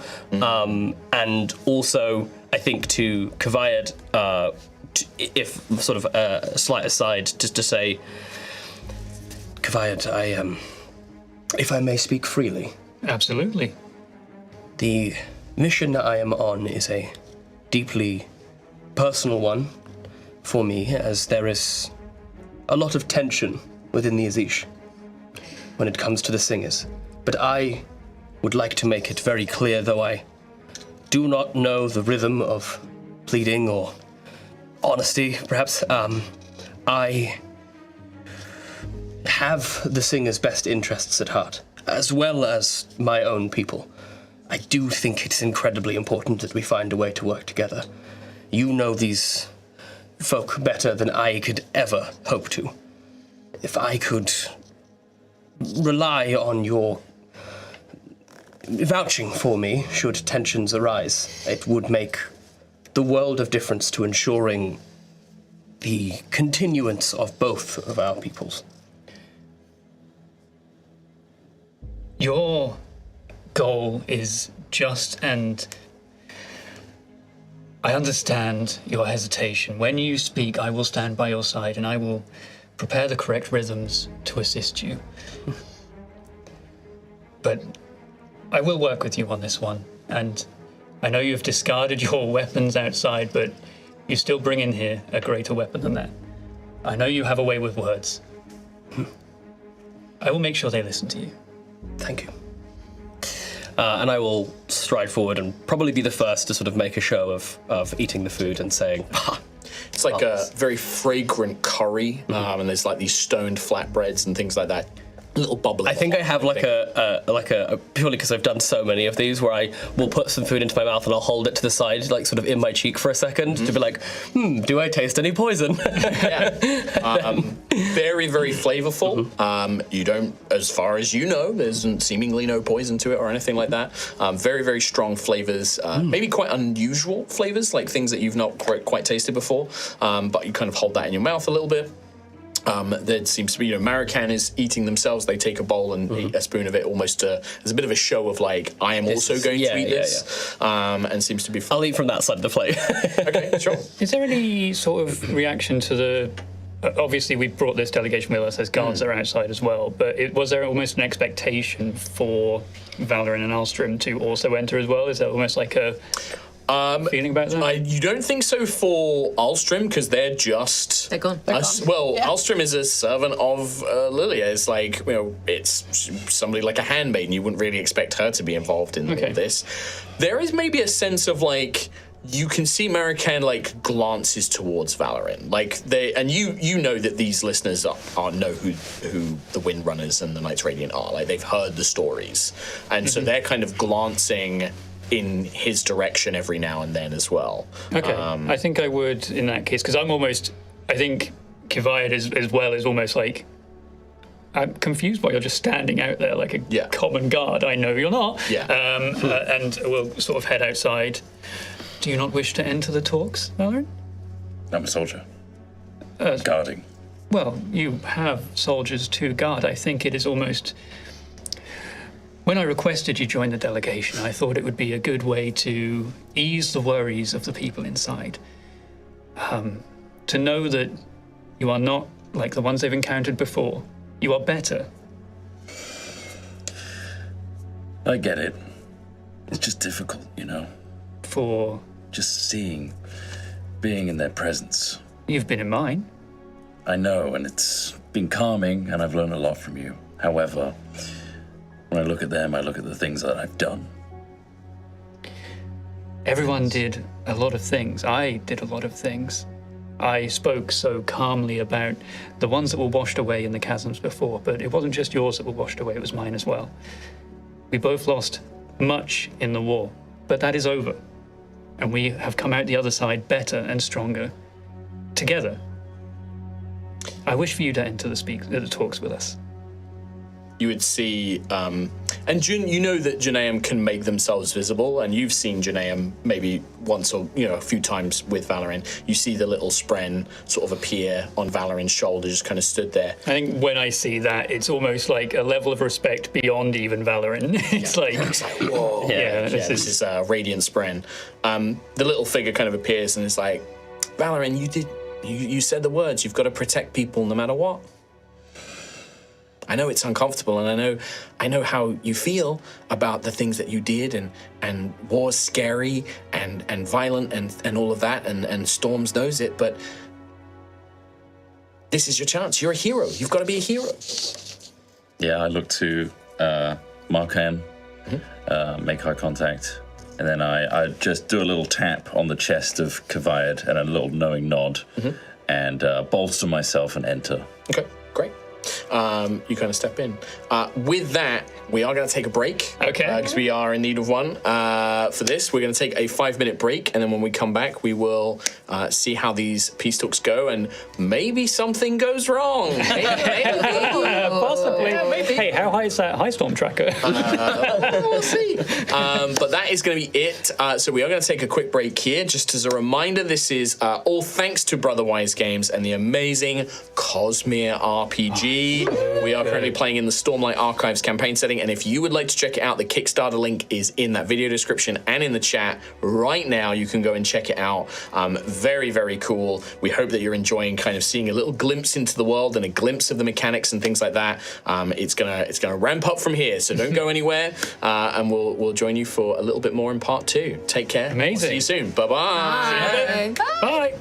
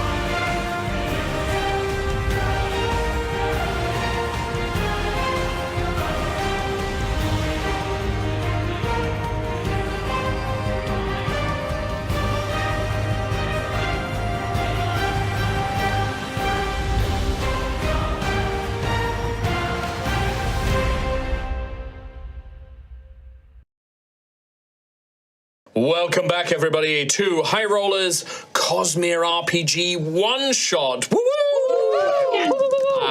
Big thank you to Brotherwise Games who have sponsored this. We are playing through the brand new Cosmere RPG. Kickstarter is out now. It's live. Where can I get it? Well, if you go to the link in chat or in the video description, you can go and check it out right now. Wow. We are doing a one-shot in the Stormlight Archives campaign setting. Oh, we're very excited. We've already played through our first half of the game. We're going to jump straight back in. A little recap on what has happened so far. Our heroes are playing a delegation of the coalition of Dalinar and Yasna Kholin, who are opposing Odium, this horrible force of malevolence and hatred, and the Voidbringers as well. Boo hiss. Big boo hiss. You guys are a delegation that have been sent to meet with a group of singers or listeners who are the original people of Roshar, the sort of natural inhabitants of this world, who some of your characters have had a sort of conflicted past with in the sort of cultural sense. And you are trying to bring them and get them to trust you to join forces against Odium is the intent of this mission. You've made your way through one of the deep chasms of the Shattered Plains, avoiding some animals, nearly falling off of trails, but you have made your way and have met with Marukan, who is one of these listeners, and a friend of Tom's character, Kived, and you have met and you are about to engage in these peace talks. So we jump back in this dimly lit section of the chasms that's almost a bit like a cave, like a kind of a scooped outside of one of these great chasms. There are broken stone buildings. There are pieces of the Alethi war camps that have fallen down in, a banner, some broken pieces of wood, some perhaps old pieces of bridges and things like that. But these ancient ruins are much, much older, probably go back to Roshar's very early history. You are sat around a bubbling little pot of some sort of spiced curry with these kind of stone-baked flatbreads. Those of you who have partaken have enjoyed a small bite, but now Marukan sort of turns. The singers kind of having stepped away, Valorin having joined you as a group. Those of you who are present, Marukan says, well, we should discuss why you are here.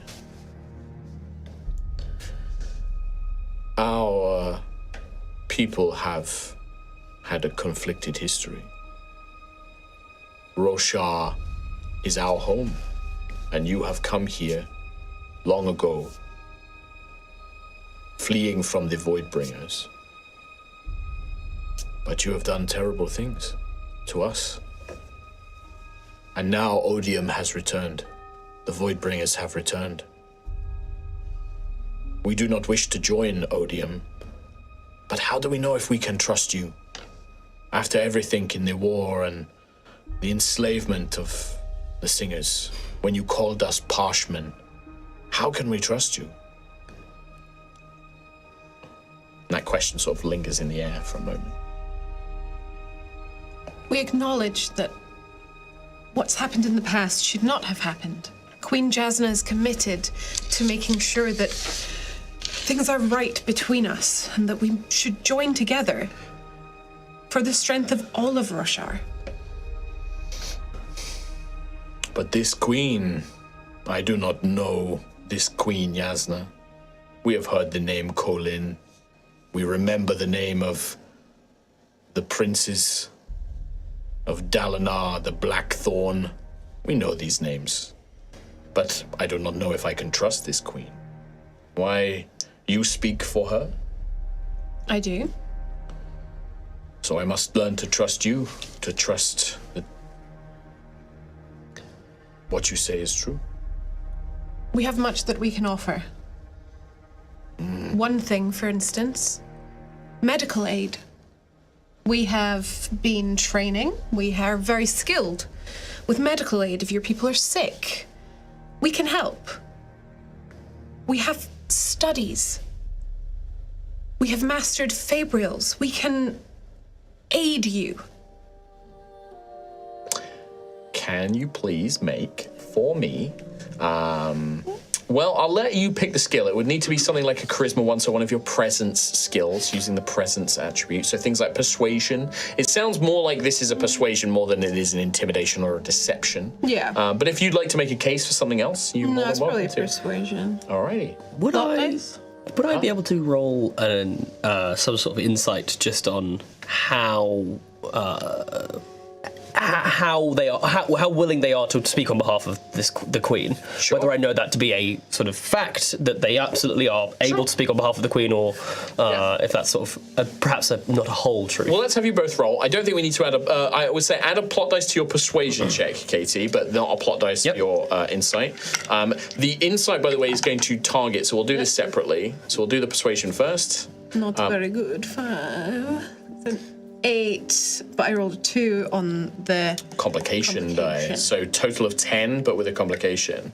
Okay, so the way that this works, by the way, is there's a little bit of, in this, characters have defenses, and in this you have a defense, physical defense. You also have something called your cognitive defense, which is your intellect. You also have your spiritual defense, which is like your will and your belief in things and stuff like that. In this case, that persuasion is going to be basically opposed by Marukan's cognitive defense, as he's going to sort of rationally approach this with knowledge, and you don't get the sense that like he feels particularly convinced by this, and you can see that there's almost with that complication, I'm going to say that there's like an element of irritation. He's like, we have medicine, do you think that we cannot look after our own? We can prepare for our own people. Why would this be of use to us? Perhaps you think... Of course you can. We also can take care of our own, but we since then have developed faster, more convenient ways. These fabrials that you speak of, they trap spren.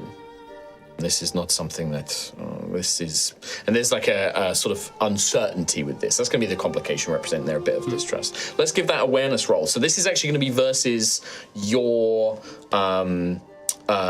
presence, your spiritual defense, Katie. So this is actually opposed by that in this case.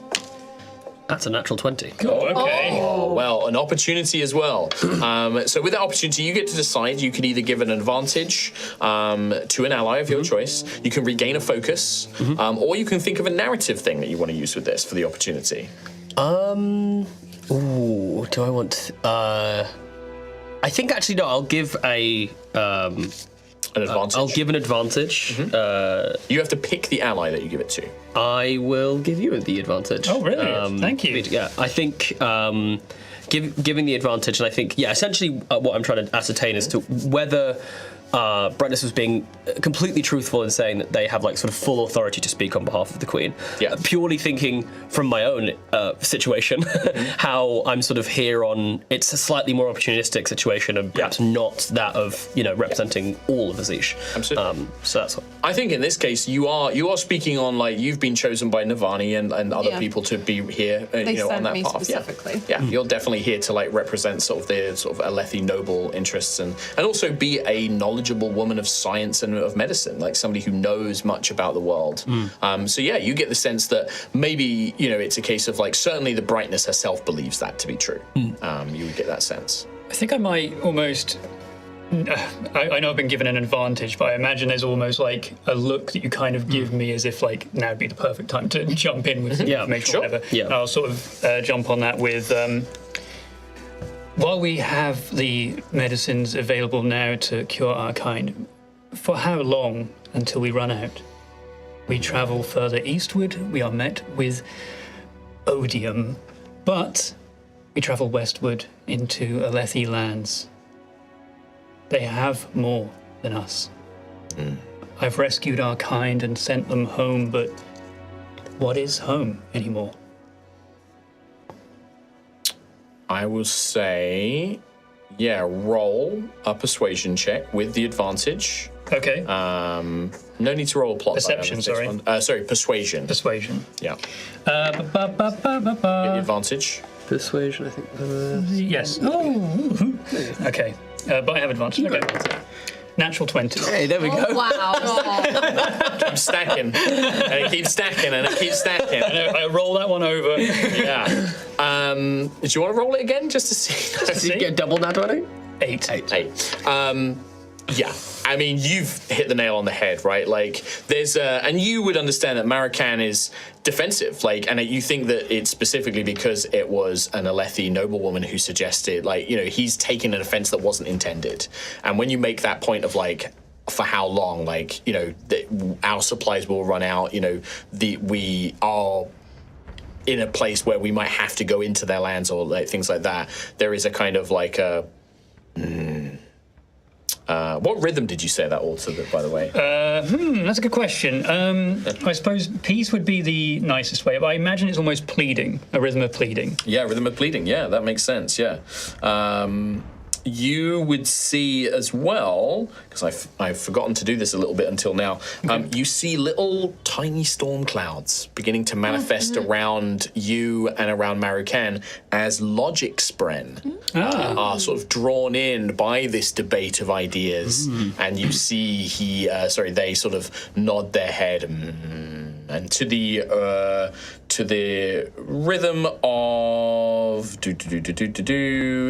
Consideration? Yeah, consideration would be a great one. Yeah, there's this kind of beating, and so they are just like, you speak very wisely, Kveid. You are right. We could travel to the floodplains. Some families have headed there, but our supplies will become more limited. We do not have Storm Seat.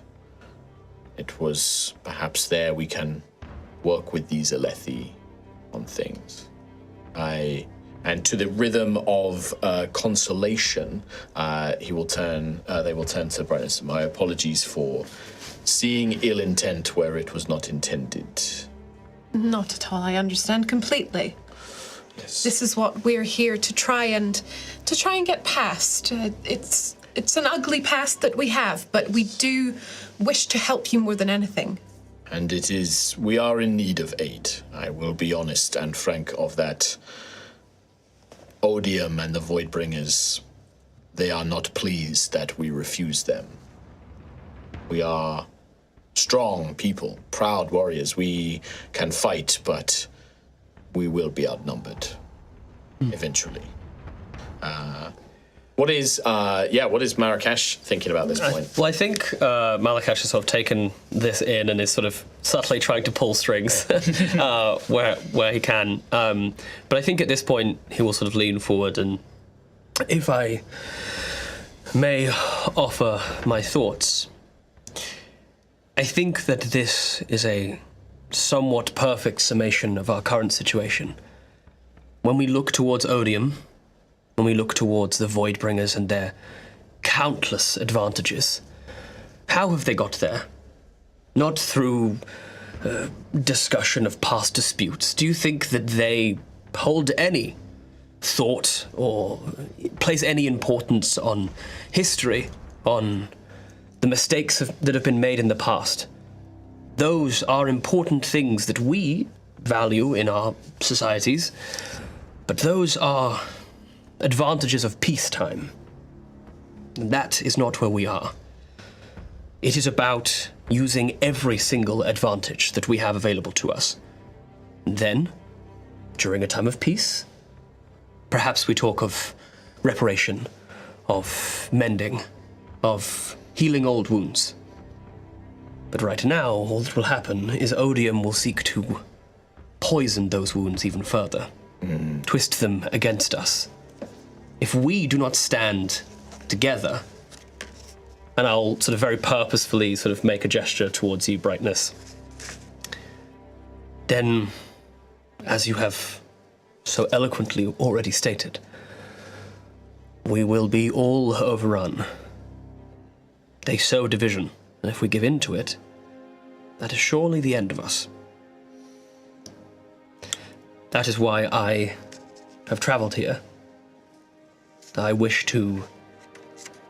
There is a softening amongst the Azish towards joining the coalition, and I think that having a proud and skilled ally in the Singers would be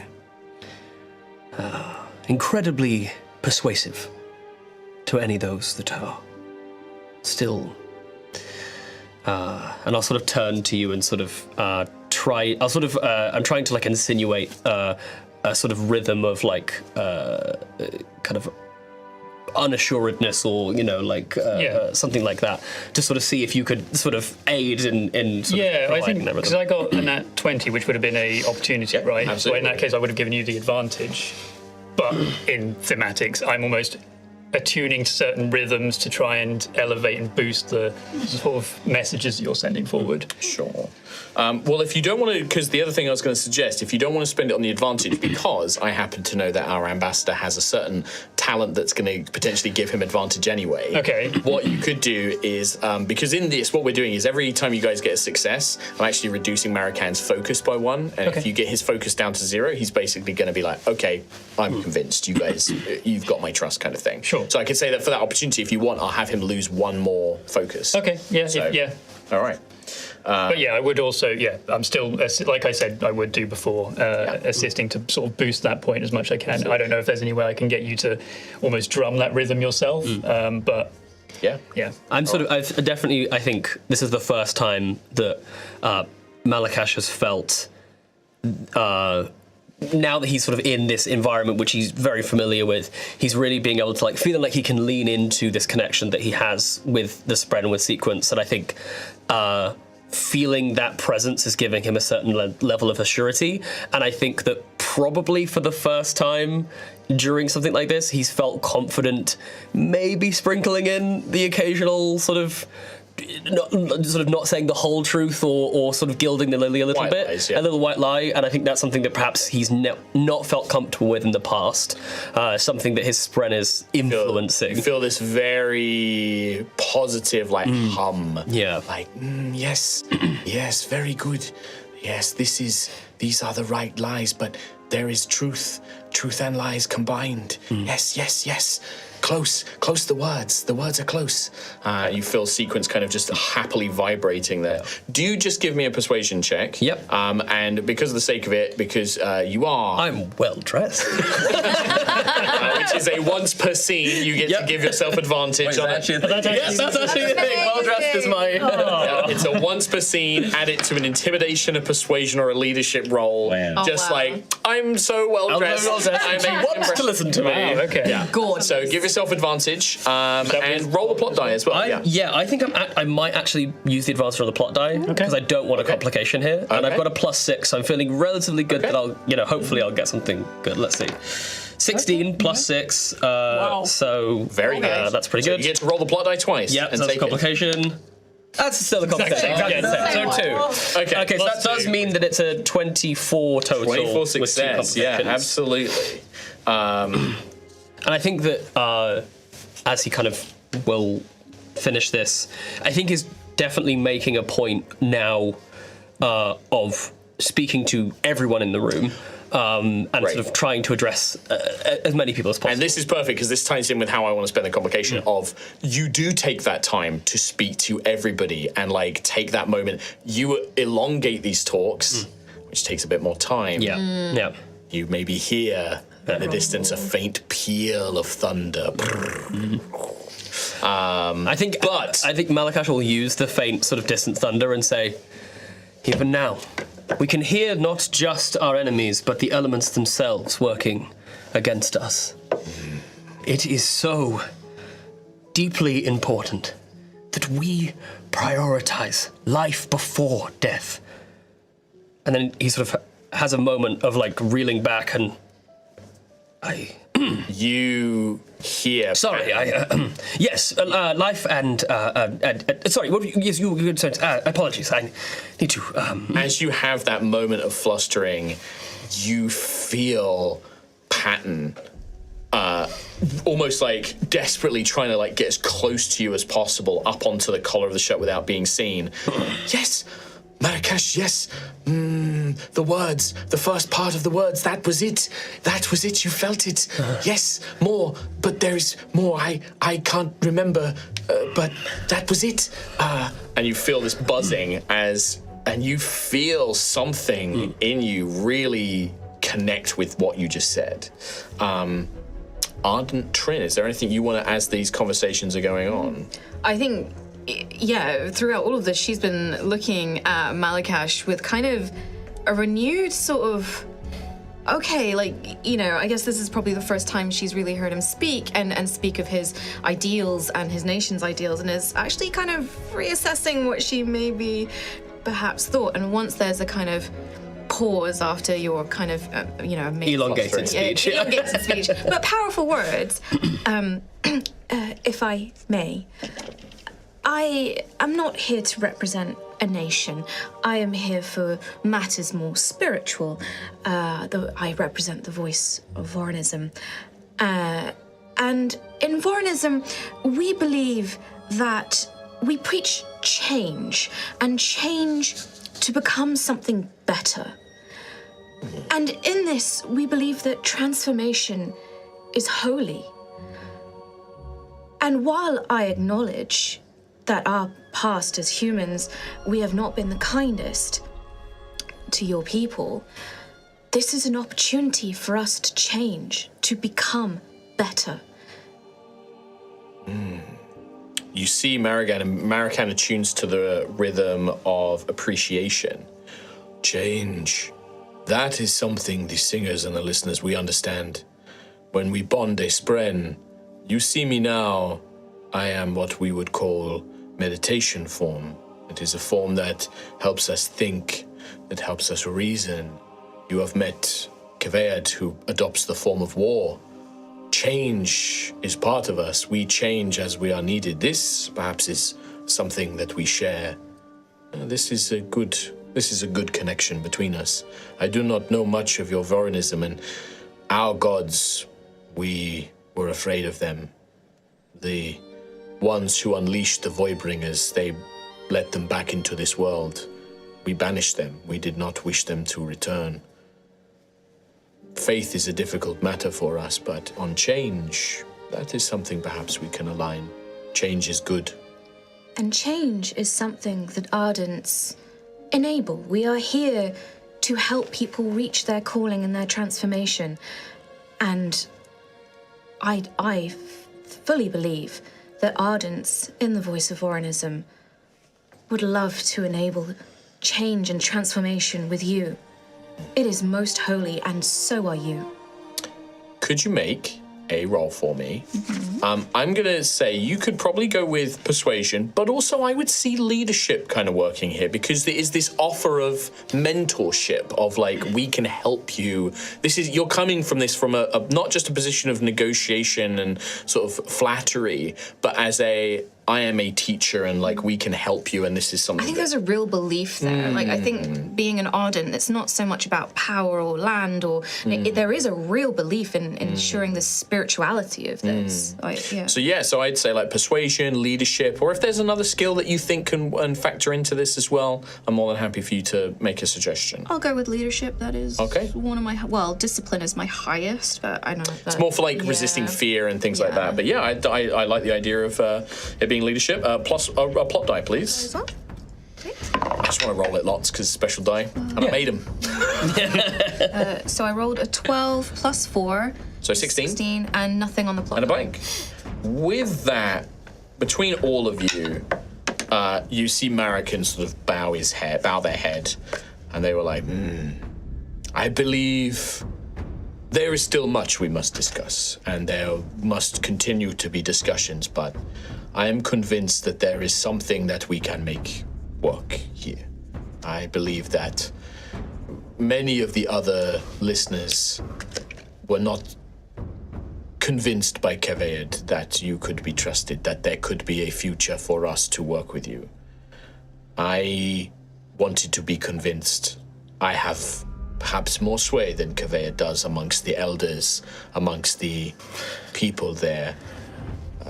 Kvead is a warrior, but I am seen as a scholar and as a leader.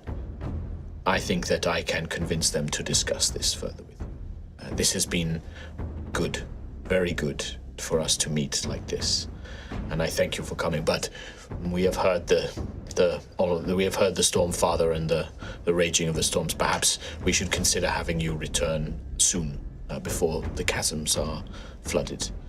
it is at that point. Ulstrom, you are the only one outside of this ruin right now, right? You've been keeping an eye on things. Can you please make a perception check with advantage because of your background in your job with the plot die? So remember, you can choose if you roll the d20 twice or you roll the plot die twice. Oh, but then you have a cool thing, don't you, on your talents, I think, that involves the plot die. Opportunist. Yeah. Once per round, when you roll the plot die, you can re-roll it. So you don't, so maybe spends the advantage on the d20 then, so Nice. you can see those, yeah. So 12, 16, 20 on the d20. 20 on the d20. And then blank on the plot die. Do you want to re-roll it? Remember, it's a choice. I'll do it. And a 2. So a complication. All right, but you succeed. So you can hear this conversation going on. Like, you're keeping an ear in, you're listening on Marrakesh, see if perhaps your mission you can learn anything. But you are a very paranoid, suspicious person. Like, you're very cautious. You know to watch the alleyways for a knife in the dark. You know to watch if somebody's following you. And you've noticed that singer that you were suspicious of, she is left and is making her way towards the front. And you see that on the kind of plateau, some of these rocky ridges of the chasm, coming out of the gloom, you see shapes. You see people. A mixture of singer in war form and humans in armor with spears and things like that. And behind them, and perhaps the thing that draws your attention the most, a singer whose body crackles with red lightning. What do you do before anything else? You can see that right now, the only one sort of outside of that talk is you, the 3 soldiers, including Sergeant Lou, and Asher and the Doctor from the Brightness's entourage. You guys are the only ones outside. What do you do? Alstrom will go to the soldiers, the 3 soldiers outside, and just say, "We need to get everybody out of here now. There are Voidbringers coming." So when you say that, Sergeant Lou will be like, "Lady, that's the only way out of here." And when she points and looks, the first archers. Lou's just like, "Get down!" Grabs you, throws to the ground. The arrows narrowly miss you and the sergeant. Young Navel and Taryn both take a hit, so they kind of get thudded by these arrows. As arrows just rain in, the doctor and Asher, the handmaiden, hide for cover as well. But the 2 soldiers take some pretty nasty wounds from these arrows. At this point, that cry goes out of as you see this kind of crackle of lightning. "You have done well, Lakosha. You finish them. Make it look like it was you and your Bride Lord's work. I must go to the pools of harmony where the gem heart is." And you see this figure with the red lightning jumps up 30, 40 feet into the air and leaps away in the direction of where Kaved, all of the other listeners and the pools of harmony are, but specifically where the great beast that helped their kind is also based. As they leap away, as these soldiers, you see a captain just "You heard the singer, men. Make it look like it was this delegation." Hostile negotiations, as they gesture. And that, my friends, we are going to go into our first. Really bad. Okay. Narratively, you see Marocan is as shocked as the rest of you. It's almost stunned in shock. What is happening as that goes on? Now, combat in a brand new system. Now, initiative works. I think this is really cool. We don't roll initiative in this. Instead, you each choose if you are going to act fast or you're going to act slow. If you choose to act fast, you will go before anybody else, and you can choose what order you will go in and all of that kind of good stuff. You will act before any of the NPCs, but you only get 2 actions for the turn.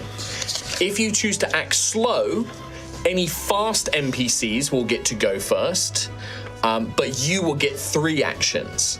And then after you, any slow NPCs will get to go. All right? For the sake of simplicity, all of these guys except the captain are going to act fast. So all of the spearmen, all of the archers, and 2 warform singers. So there are 4 spearmen, 3 archers, all up on like a rocky cliff, and 2 warform singers who are pretty skilled warriors of their own. They are all going to act fast. So they're going to try and rush in. They want to just rush in and start killing. Okay. What happens in that case? What do you mean? When you choose fast and you have fast. You always take priority, so you guys Right. will always go first. Yeah, Okay. you only get 2 actions. Okay. If we're fast, yeah. Yeah, and you can decide as you go. So, say Tom and Trot are like, we are definitely going to act fast, right? You guys are like, nope, we want to respond to it ASAP. But maybe Kim and Jasper, you're a bit uncertain. We can let them take their turn, and then you can And then we'll decide. decide. Absolutely, like you can decide it as you go. Sure. So, does anybody desperately know they want to act fast? I figured that Valorin would want to go fast. Boy. I probably would. Alstrom as well. My only question is this. Sorry, red light. Bless you. So loud. That was really loud, wasn't it? Great. The one that jumped 30 feet. Yeah. Are they just gone? They're running for it. You Right. can try and chase after them, but I will point out there is only one way in and out of this like little area, this Yeah. meeting Through place, and you'd have to run through these guys. Obviously, you can maybe jump around and stuff like that. Yeah. But they have you would know, Kavayed, that because this is a little bit later on and you've experienced this, that is a singer who has given in to Odium and has adopted storm form. That makes them a lot faster. It makes them a lot tougher. Yeah. And chasing after them on your own, you probably won't win that fight. Yeah. That's scary. Could I hear their rhythms? I couldn't. Oh, like once the battle begins, you can absolutely hear their rhythms. They are, but you wouldn't understand it. It's a Sure. horrid, discordant, violent rhythm to any of these present, any of the singers who are part of this. The Alethi, they are all mainly Alethi soldiers, human soldiers, and Lilia and Valorin and Trin, you would all recognize the heraldry they wear. They bear the heraldry of Bright Lord Laranor, who Lilia knows very, very well. This is one of the Alethi Bright Lords, a very aggressive, warmongering, who disagreed with the coalition, who did not agree to be part of it, thought that it was against Alethi traditions and things like that. Was once an ally of High Prince Sadius. Of course. Yes, of course. Yeah. All of the Brandon fans are like, boo! And Jasper's like, yeah, down with that guy. Down with that sort of thing. It was more when you described the red lightning and everyone went, oh, and I was like, oh no, this is bad. This is really bad. We in danger. So something that Malakash would know is that when a singer joins Odium, they let a void spren in and they achieve the void spren, and it grants them these forms of power, which is almost they become more powerful basically. Okay. So this is not good. It also invalidates all their previous rhythms as well, which tend to be like calming, neutral Nice. tones, whereas that they could only hear like almost just negative or highly Violent. aggressive rhythms. Powerful though. Yeah. Stormform looks cool. Really, really cool. Really Red cool. lightning is, objectively Great. done. Kinda Yeah, dope. yeah. Great. Yeah.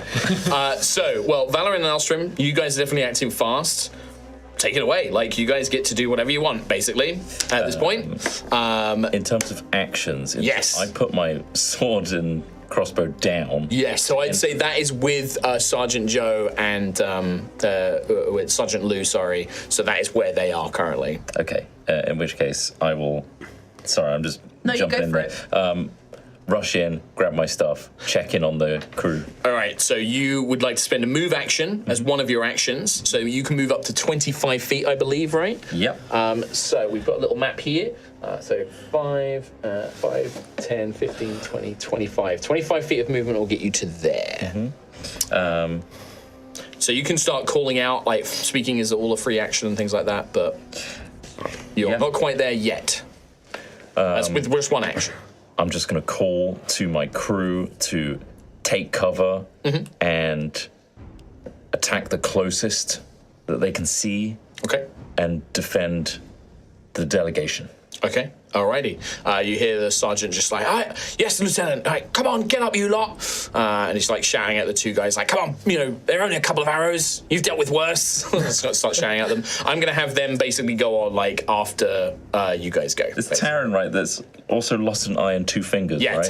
Taryn's like an older warrior, so he's got one eye and a couple of fingers. He's got like an arrow sticking out of his shoulder now. Yeah, just one more. Yeah.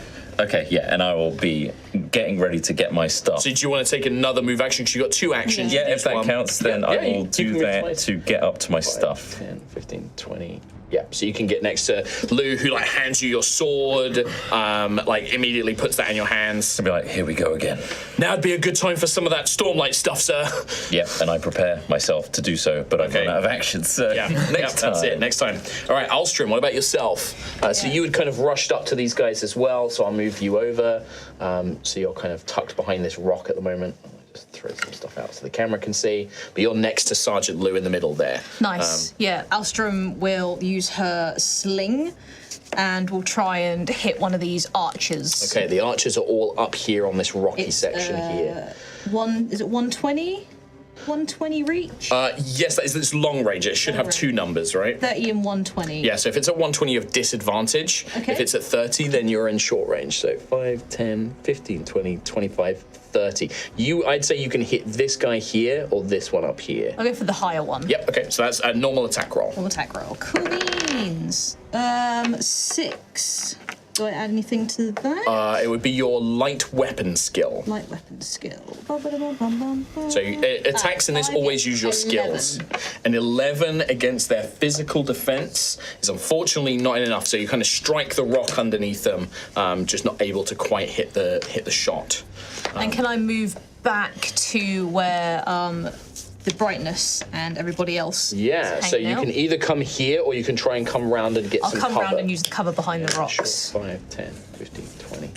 You can kind of tuck in there, kind of pinning yourself up against the wall on the rocks using some cover. Nice. The way that cover works in this, by the way, is it is an action that you have to use. But if you're within cover, like a piece of terrain that you can use as cover, you can spend 1 action to take the brace action, and it basically gives disadvantage on any attacks against you as long as you're in cover. But you have to actively spend an action to do it. That's awesome. All right. Alrighty. So those. Anybody else wanting to go fast? I'm going slow. I think I'll go slow. Today, I go slow. All right. In that case, a lot of bad guys are going to go. Yeah. So, for the purposes of this, I'm just going to make a couple of quick attacks. The archers are going to focus fire on the poor privates, unfortunately. Maybe with 1 shot going towards Valorin as the new target. You're better than this. No, I'm not. I'm really not. I was right there with you. I just have a better poker face. Yeah. 15 to beat my physical. Against you, I haven't rolled yours yet.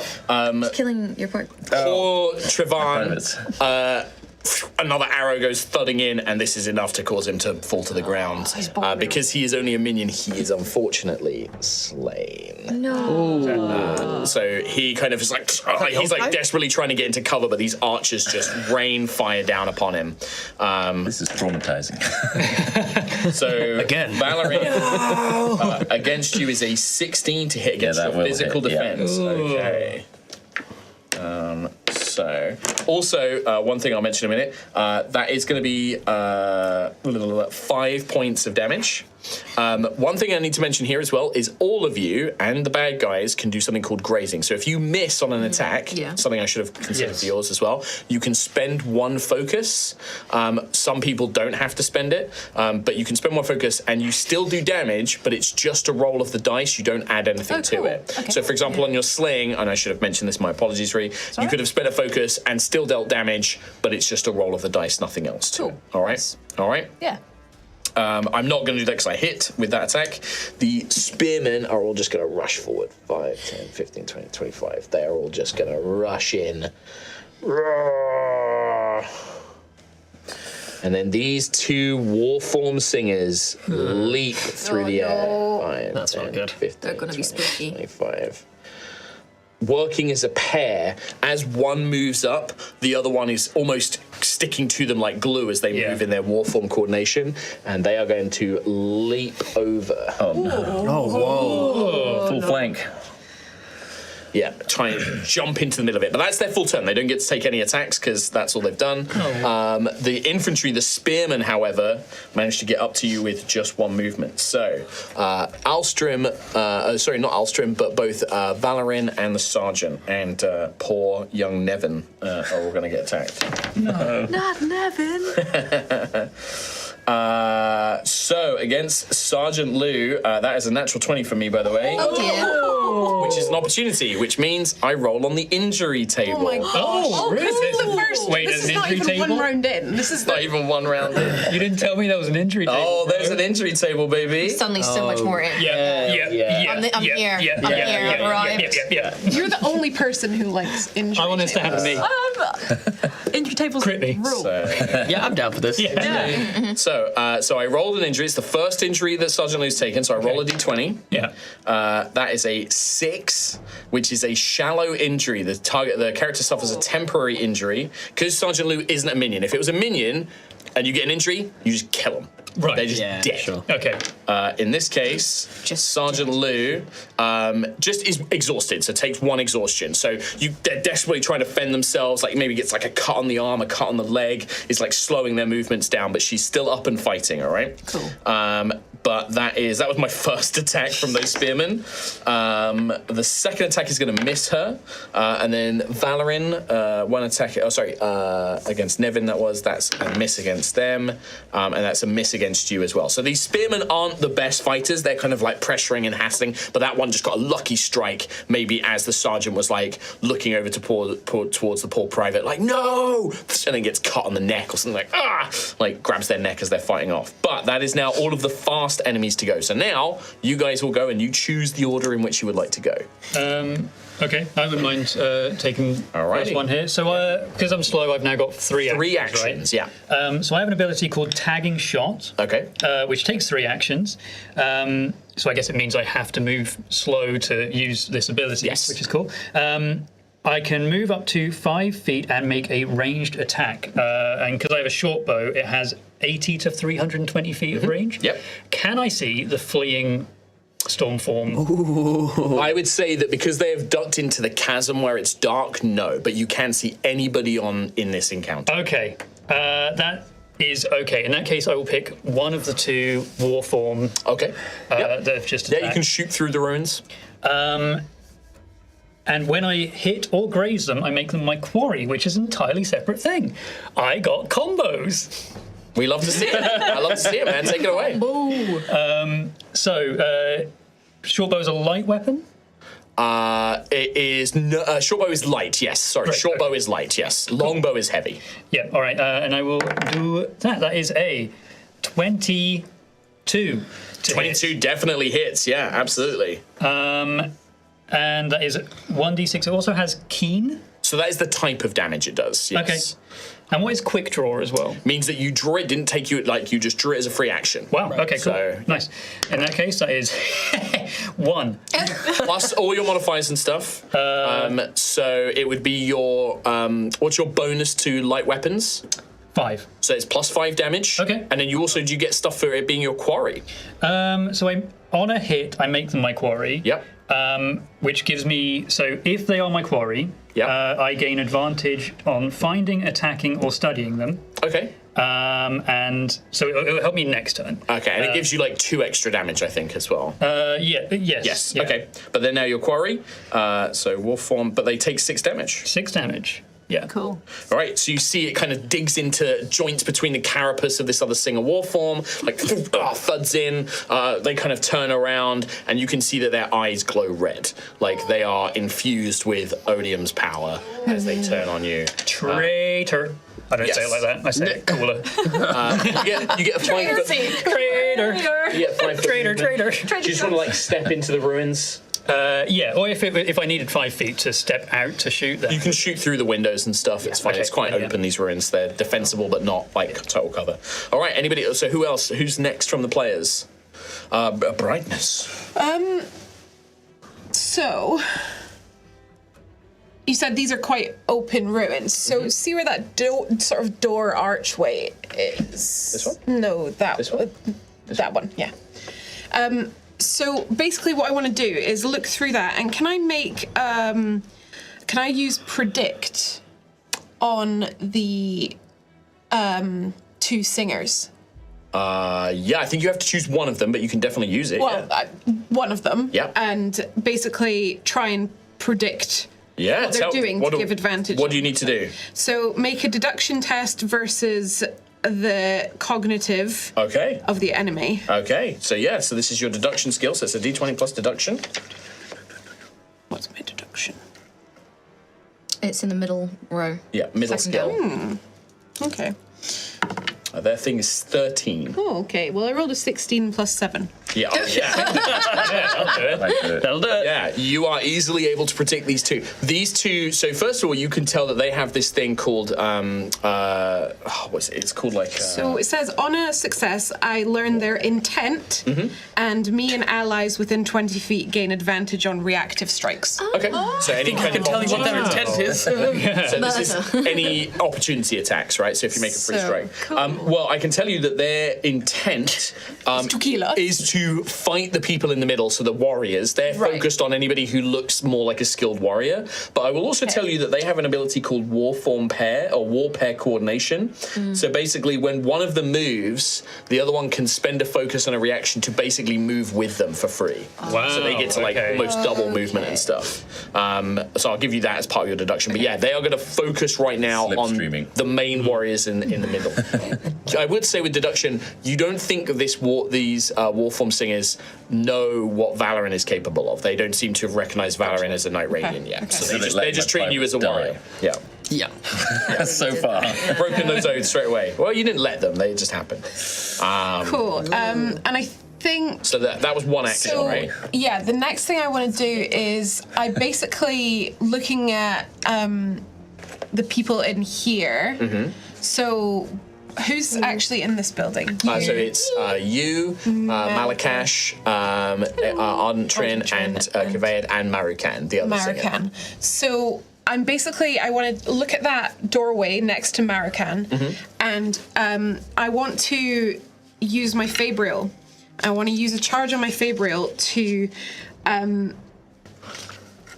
cause a so I want to bend down and touch some of the flora on the ground. Yeah, there's all like moss and things like that. Yeah.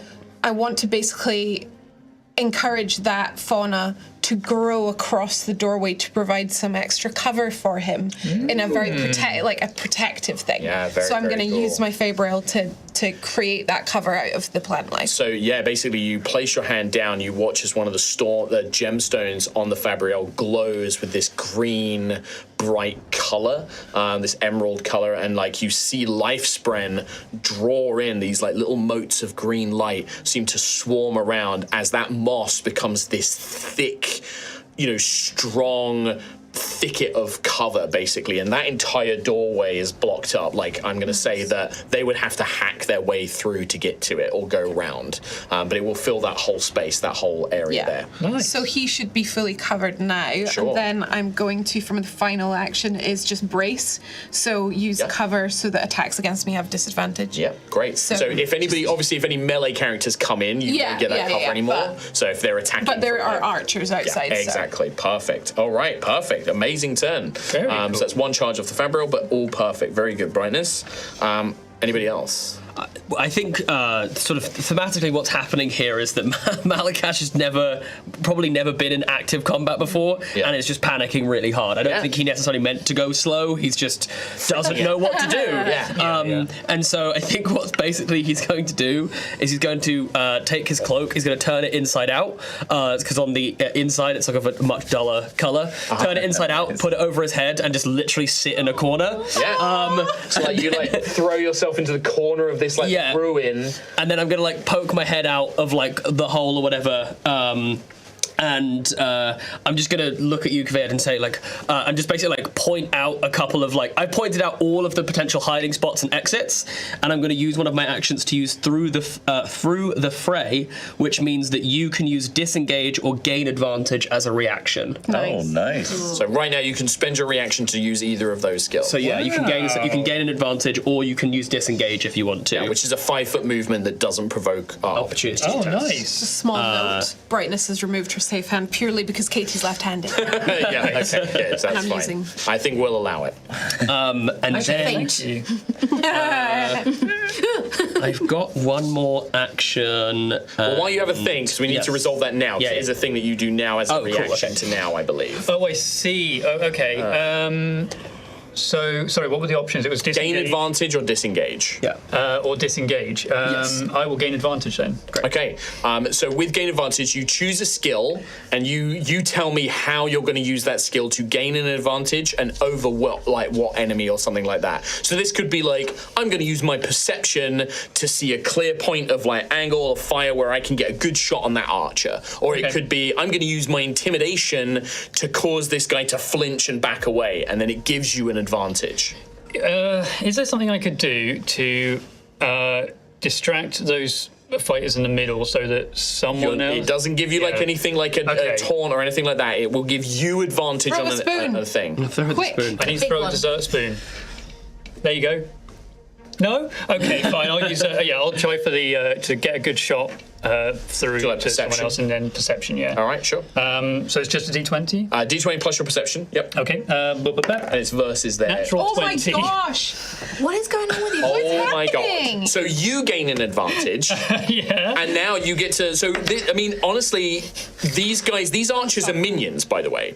Okay. Oh, If you want to, I would say, like, as part of that gain an advantage, you see that like the stone above this archer is loose. And if you shoot that stone, which I'll let you do right now, Yeah. you can crush that archer. I think I don't have a spare action to do it, but if it's like that's the. Well, I'd say it's part of the yeah, gain yeah. advantage, right? I'm I just think going if to you say point like, out all of these different things, Yeah. I kind of look at one of them and just say, I just look up and go, the stones look loose. "You're right." So you watch, and I'll say it's going to be this one down here. Actually, no, it'll make sense. It's this top one, the one that took a bit of damage, was shot by the sling. You watch as, you like, and with your strong war form, you like pull back. This arrow flies through, chips the rock, and it just, and this collapse of fungus and stone and creme just collapses on this archer. As the others, and you see the archers like, blooded by Stormfather the Almighty, and they're kind of like, running around and stuff Nice. like that. But yeah, I like that ability. Yeah, it's yeah. fun. Those are No. cool. Opportunity. Technically, like, that would have been on an attack, but I think it's cool enough. that we- Yeah, cool. As you are hiding, Marrakesh, like, you are, like, sequence is sort of vibrating next to you, like, no, must not hide. No, you are lying to yourself. Yes, but I don't know what is the truth. I don't know the truth, and you can't remember the truth, so... Truth. Be strong. You're stronger than you think. No, I'm That's weak. true. I'm very, very weak. Very, very, very weak. Strength before weakness. Right, that sounds... Next part of the words. Next part. Life before death, strength before weakness? When you say that, there is something that really it's like the world begins to kind of shift, and as you're touching the stone, it's like the stone starts turning to sand, and like you're holding grips of sand where before you were holding stone, but and then it fades immediately, and like you're on the step to something here. Anything else? Because you got one action left. I've got one action left, and this is happening. I think very unhelpful for anyone else, but I think essentially he's just going to keep repeating those two parts of sentences. it, He's going to keep and like feeling that sensation, and I think that like it is emboldening him a little bit to sort of peek his head out and look around, and I think that'll probably be his action. All right. Do those words mean anything to anyone else? I mean, if Valorin could hear them, Yeah. it would mean a lot to Valorin, but I could fill you in on the. Yeah, that'd be really good. What's the third one? This would have been a really good conversation to have earlier. maybe. But that's going to be it. So we go over to Antrin. Yeah, so as part of my 3 moves, I think the first one is a bit of movement. So I want to move up to the northern wall of these ruins. So I'm kind of in between Malakish and Lilia. Sort of, I guess, trying to protect them. The second one, I would like to use one of my talents. Okay. which is the combination of Rousing Presence and Stalwart Presence. Okay. So Stalwart Presence is when using Rousing Presence, spend 1 focus to increase one of your allies' defenses by 2 until the end of the next turn. So for that, I want to improve Lilia's physical defense by 2 Okay. until the end of the next turn. So that is Stalwart Presence. Stalwart presence. And you make them determined as well. I make them determined. So you are both determined until the end of the scene. We can go over that. Combat. Yep, and you now have +2. So if you ever fail on a test, you can become gain opportunity. Yeah. And you got 1 action left. I think with the last action, I will hold my hand out and I will wait 10 heartbeats. Yeah. We get it. So for Marrakesh, you would see, Trin hold their hand out, and maybe mist begins to form, but doesn't quite form just yet. So the last. What are you doing? Do something! The captain now is just gonna 5, 10, 15, 20. Just give me a moment. Give me 10 heartbeats. Give me 10 heartbeats. I'm cooking here. Captain draws their sword and shield, points in your direction. Finally, competition once more, and charges towards you, Valorin, and is just going to strike you with their sword. 15 to hit. That is exactly it. That is exactly it. I forgot I had deflect, so I'm reducing my wounds I'm taking. Yes, you should, deflate. So remember that. We'll go over my armor. You are going to take another, so it would be 8 points of damage, but then you would take your deflect value off of that. So 6. So it would go down to 6. So armor in this game is like a damage reduction. It doesn't make your defenses higher. It makes you take It less just passively reduces that damage cool. taken. That's cool. Yeah. So I've So got if you 1 deflect as well in more. So, yes. So that's an important thing to note. Enemies do have that a little bit as well. You can see that most of the spear infantry and the captain, they're wearing like chainmail. The archers have only got leather armor on, and the warform singers are in their carapace like Kveid as well. So they've got 1 deflect as well. So he just charges up, gets a strike on you. You kind of throw yourself back, kind of engaged in it. I'm a little distracted by my 2 privates getting shot to hell. Yeah. Damnation. Injured. It might. I would say there is a chance Treven could live if you can heal them. Like if you can finish this fight and heal them, they might live. Which one's the combat medic out of those 2? It is the other younger one. Okay, Nevin. they're with them. Yeah. There is also the doctor on Yes. my So NPCs are going to go now. Yeah. Oh boy. Dorval. Yeah, Dorval. The only problem is he's there. So Dorval is going to run over and try and heal up thingy. Asher is just going to flee back here and gets down on the ground and takes cover. However, you got some people in the fight as well. So Sergeant Lou, she's actually pretty good. Yeah. Okay. That is going to be not a natural 20, but a 20 to hit. And she's going to strike the infantryman next to her. She's got she's probably got like a short spear. Pulls out the shield and starts stabbing. Does 8 points of damage to that infantryman. And then for her second action, because she's already in combat, she's going to try and shield bash them. She's going to spend a focus. Unfortunately, unless I roll another natural 1, which I don't, she slams the shield into this infantryman's face, but he actually manages to get his shield up and they just kind of smash together, and she is not successful in the shield bash. Young little Private Nevin is going to make an attack as well. He's only a little minion. He does hit. Whoops.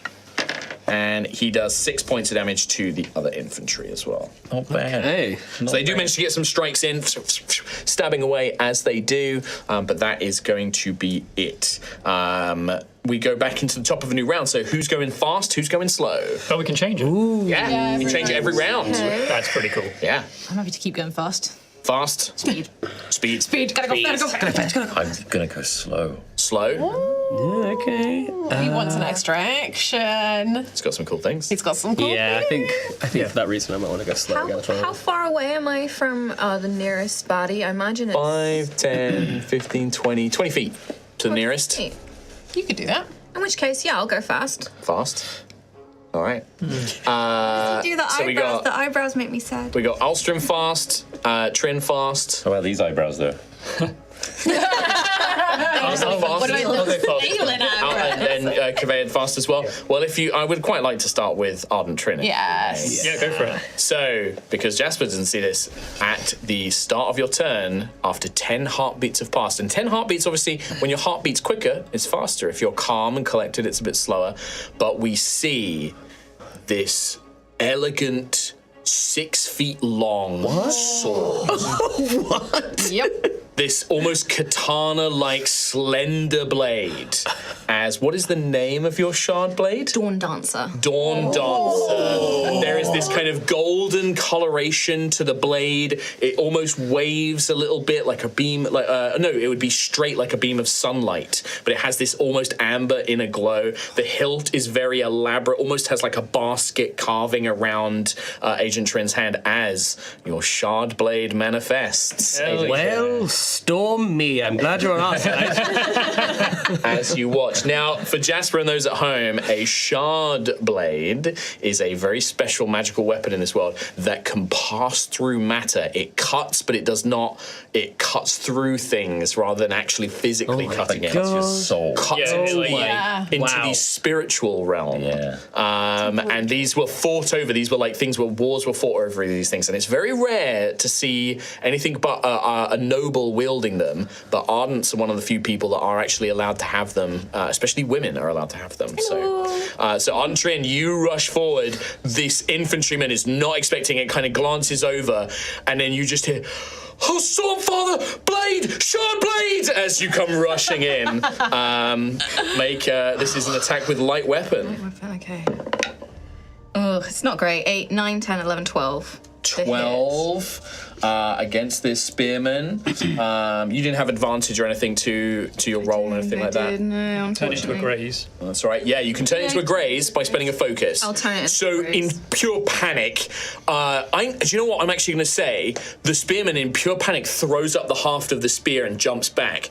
You cut the spear in half, completely destroying their weapon, but you also can graze them a little bit. So it's just a roll of the damage die, which I believe for you is 2d6. 2d6. 3. Wow. 3 points of damage, but can't be deflected. Yeah.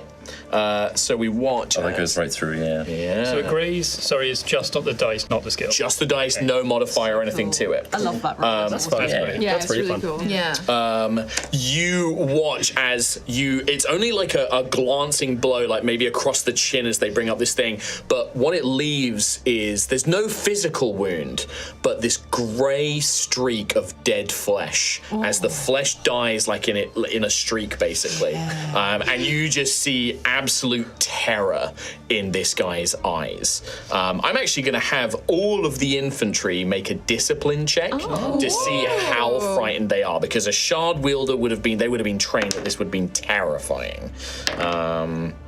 Never trust a smiling ardent. So you see the one you're fighting, he is terrified of you, but the captain is like, "Fools, damn you! She's unarmored, we can still kill her. Do not fear the blade, we can deal with it." And the others sort of steel themselves against it, like, "One shard amongst all of them, we'll take their men." And that kind of like attitude as the captain kind of rallies them. I guess they want to claim it as well, right? Well, yeah. Well, actually, yeah, the captain's just like, "Anyone who gets that blade shall claim it." You know, there's that kind of like element to it. Cool. Alstrim or Kaved, who wants to go? I don't mind. I can go first. Yeah, you want to go? You're kind of seeing all this happen from behind your cover, like, oh. 10 heartbeats? Oh wait, 10 heartbeats. We've all got them. You too? A lot of sharp blades. Alstrom will call back through the cover towards Malakesh. I don't know what abilities you have, but using them now would be very useful. I really could inspire, or maybe I could throw some insults in there if you think that would help. I mean, the light. Which one? Which one? What do you? Stormlight. Yeah, you want my money? No. You know what I mean. I don't think I do. Everyone seems to know things that I don't know. And she's gonna fire her sling again towards towards one of the two the twins. War forms? Yeah. Yep. Twinsies. Let's go. If anyone here knows what's going on, it would be great to get a little lowdown. 14. 14 against the Warform Singers, I believe, is going to be a hit. Yes.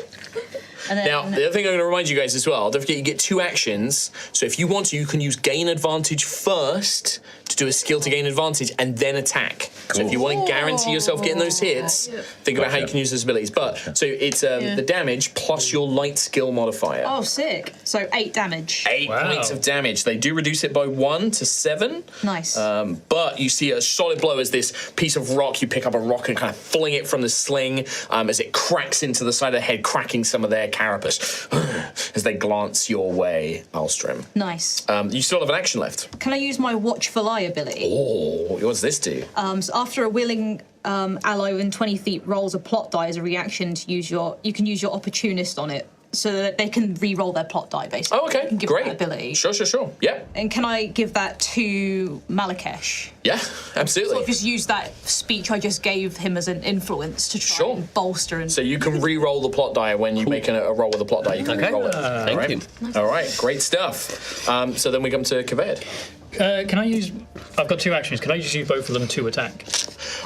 So you can, but it has to be with a different weapon. So the idea is that later on as you level up, I think some classes, Heroic Path, they can strike twice. Okay. But for the most part, if you attack with one weapon, if say like you attack with a sword and you had a dagger in your offhand, you can attack with the offhand. Right. It just costs focus and things like that. Okay. But yeah. That's all right. Yeah. Well, I have an ability called Steady Aim. Until the end of my turn, I half my range, but I deal +2 damage, which I love.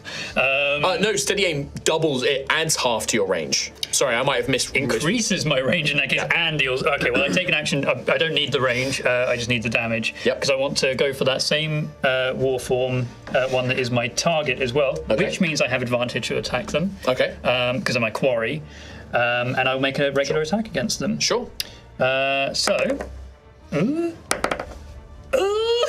Wow. That is a 13 to hit. I like that number today. 13 is not enough. In that case, because I have combat training, Yes. when I miss, I can graze without using focus. Nice. That's cool. So So this do I is just still get the +2? Don't believe so. It has Okay. to be on a success, I believe. Okie doke. So it's just a D6, I think. Yes. Yeah, 1d6, which is 5 damage. 5 points damage. So reduced by 1. Yeah. Yeah, perfect. I believe, yeah. So you watch as that Warform Singer has taken a bit of a beating now. Arrows thunding into their carapace as they've got this axe. There's almost no speech coming from. They're just this rhythm, this almost like this heartbeat, but it's in this discordant, aggressive feeling, and like they're just swinging their axe around violently. They've not had a proper chance to attack yet because they moved all of their turn. But Yeah, I did also check, so if I hit with it, then it increases the damage based on my perception, which is cool nice, as well. great. That's really cool. Perfect. Well, if that is all the fast people to act, speed. I'm going to have pretty much all of the bad guys go. We're going to start with the 2 Warforms are going to duck around, and poor Valerian's going to take a bit of a beating. This one is going to move around, prompting the Sergeant to get a reaction strike, which I believe they get advantage on because of your... Oh, no, that was against the Warforms, wasn't it? That was against the Singers. Don't worry about the nobles. Does it say? It just says reactive strikes. I don't know if it I says think on I shortened it. Oh, I think okay. it is on that particular enemy. Sorry, that's my apologies. Sergeant Lou tries to take a strike, but unfortunately misses. So the spearmen are going to come around, and Ardent, they're going to come for you. 2 attacks. First one misses. Second one is a 14 to your physical. 14, my physical's 15. Dodge to the side, almost like this graceful dancer, spinning and pirouetting as they try and get around you. The poor private with 2 soldiers around him, that's 1 hit. 1 hit only so far. 4, 8 down to 6.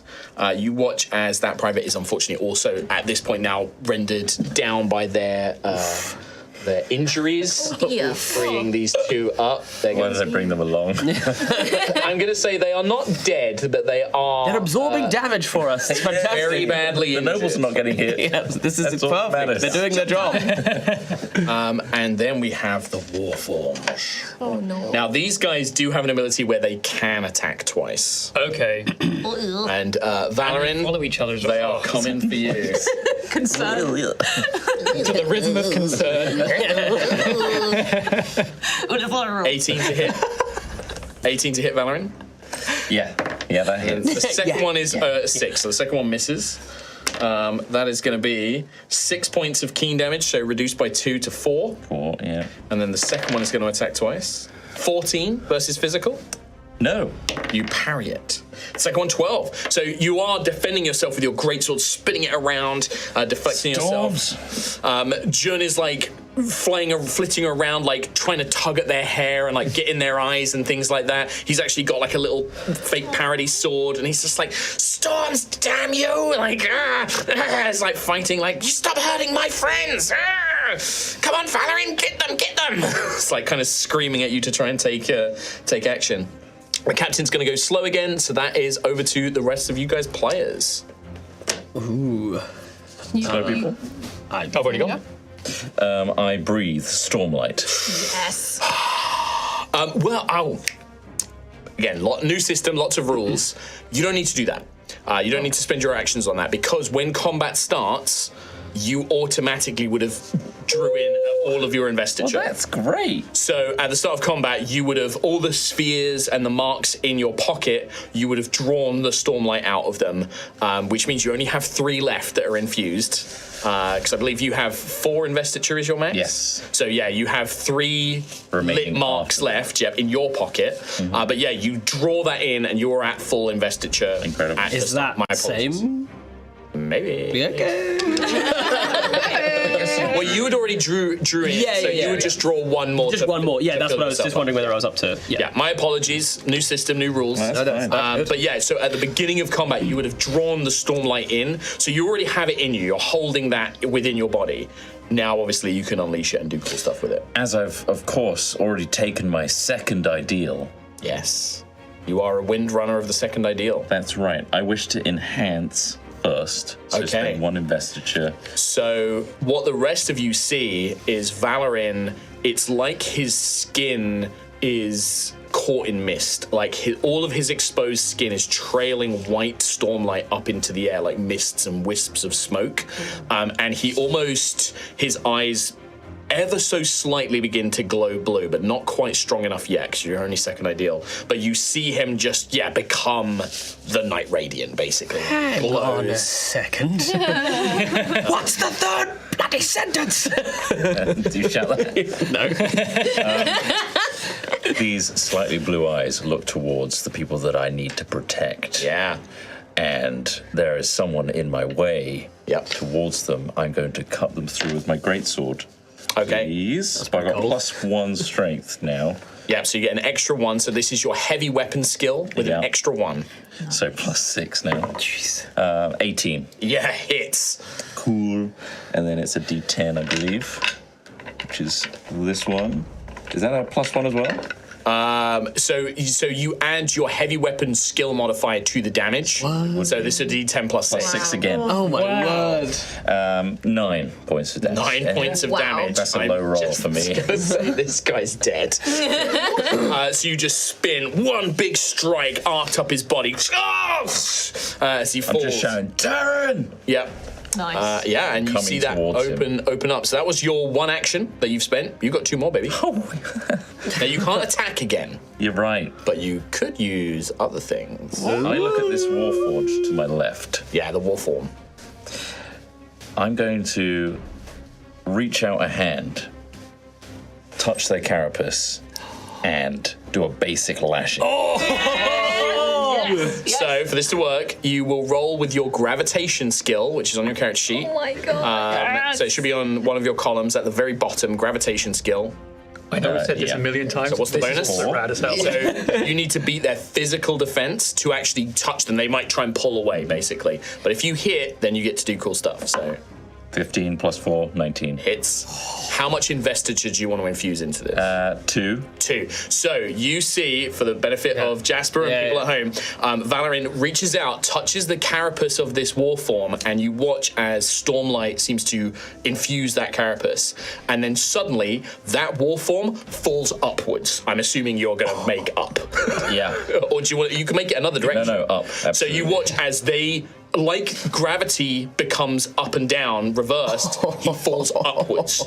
And he falls 25 feet straight up. And What that does will that happen last. to the pairing? Well, they doesn't They have to lose follow. their ability. They don't lose it. Okay. It's because it's like a tactics thing. Follow him up. Can't do that. But because you infused it with 2 investiture, that will last for 2. This will be this turn and then next turn. So And then he he falls. just And there's turns off. nothing for him to grab onto, so he just goes whoop. He's going. And 50 feet, so it's 25 per. he'll be 25 per round. You have a full rate of 25 Yes. gravitation rate. But you watch as, you just touch, whoop, and then I don't just even go. look at the Warforged, I'm just looking at Yeah. the 2 that I need to get to. Yeah. That was just one more action. You got another action left. Oh, I While you're thinking about this, so investiture is It's the resource of Stormlight. and you regain it by drawing in Yes. Stormlight. I mean, you'd think, why isn't it just called Stormlight? Well, because in the Cosmere, investiture means different things in different Yeah. worlds. That was, Okay, no, that's cool. I like that. as I know Sergeant Lou is still behind me, Yes. I'm going to assume vigilant stance. Okay, so you're going to spend and become into your vigilant Yeah. stance as your warrior path allows you to do.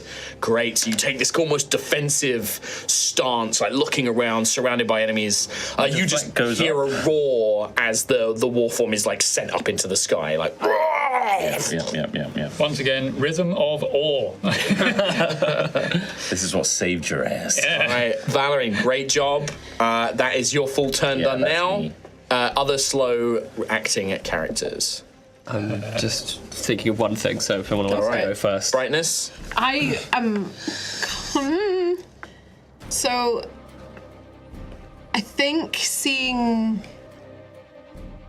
Ardent Trin go out and start actually fighting, she's gonna bravely step out from where she is.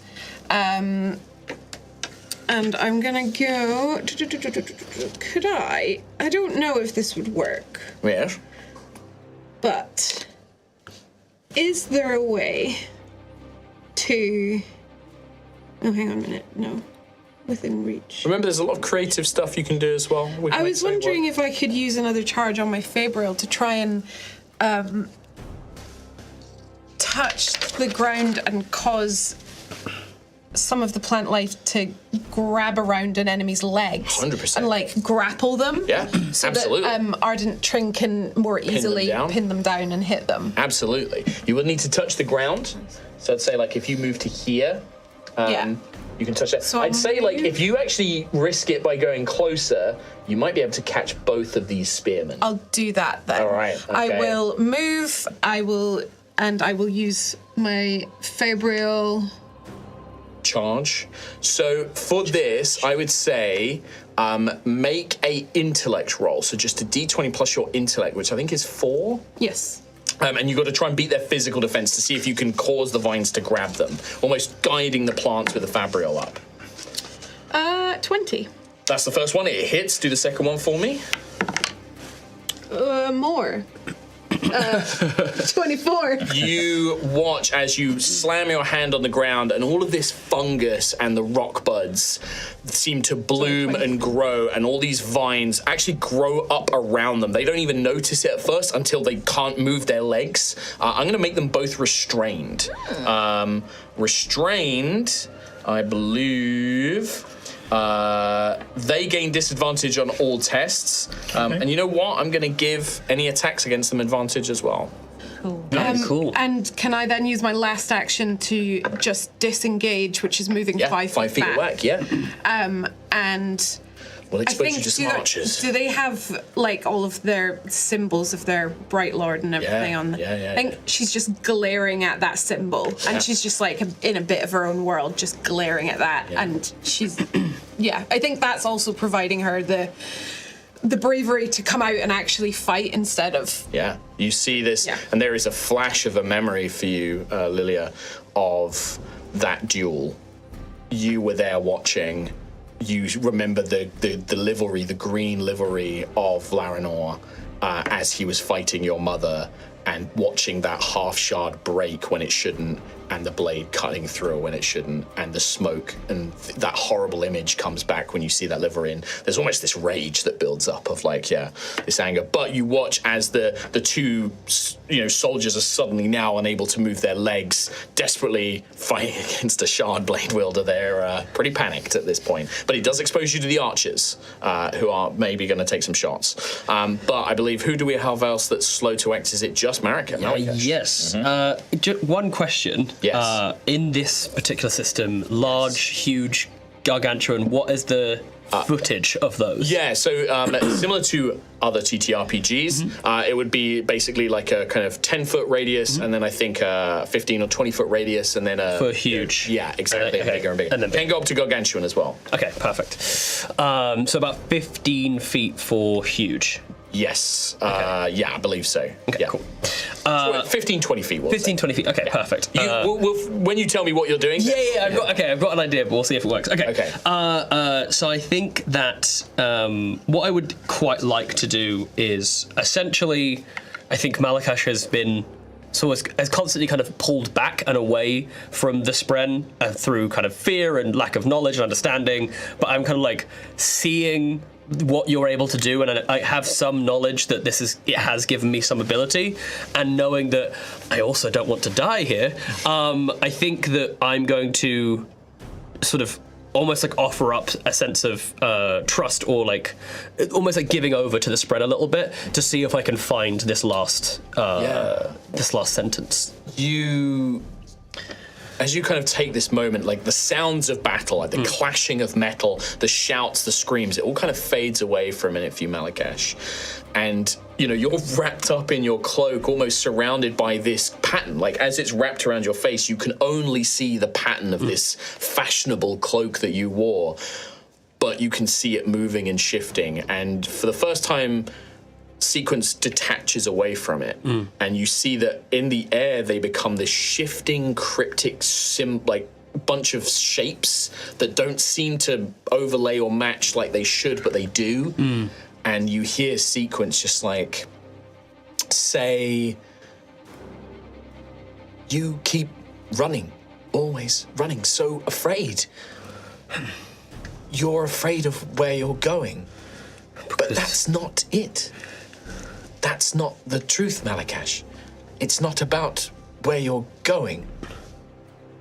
It's about how you get there." Yes, that is truth. That is what being a light weaver means. About truth of yourself, of lies of others. You bend truth. You shape lies. Shape them now. You are brave. You are courageous. Yes. Okay. Good. Very good lies. Life before death. Strength before weakness. Journey before destination. Overhead, you hear this peal of thunder. Yes. You hear a different voice. These words are accepted. Your body becomes emblazoned in light. You are just underneath the cloak, you just see little beams of light. Disco ball underneath. I almost imagine that maybe the cloak is blown away as the illusion of this, the truth is perhaps dispelled. As you become empowered, when you first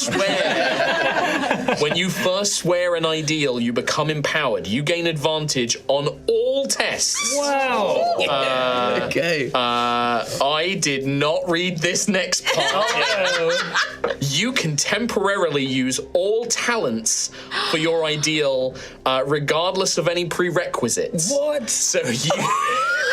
Wait, so do we need to find your... I'm going to look that up in a minute. Oh my god! But I did not read that bit. So good. Holy moly! So this is anything tied to the first idea, which I genuinely think I'm going to have to look up in a minute. But yeah, you are basically filled with Stormlight and Investiture as you become a Knight Radiant.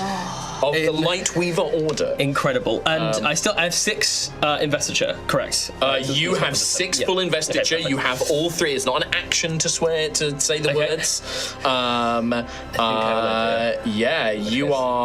You are super powered. So I believe I'm just looking at it now.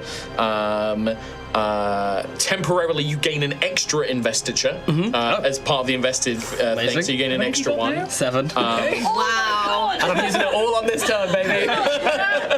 If you heal with Stormlight, you can heal an injury of yourself as well. Wow. So you can spend 2 investiture to recover from a temporary injury, or 3 to recover from a permanent injury.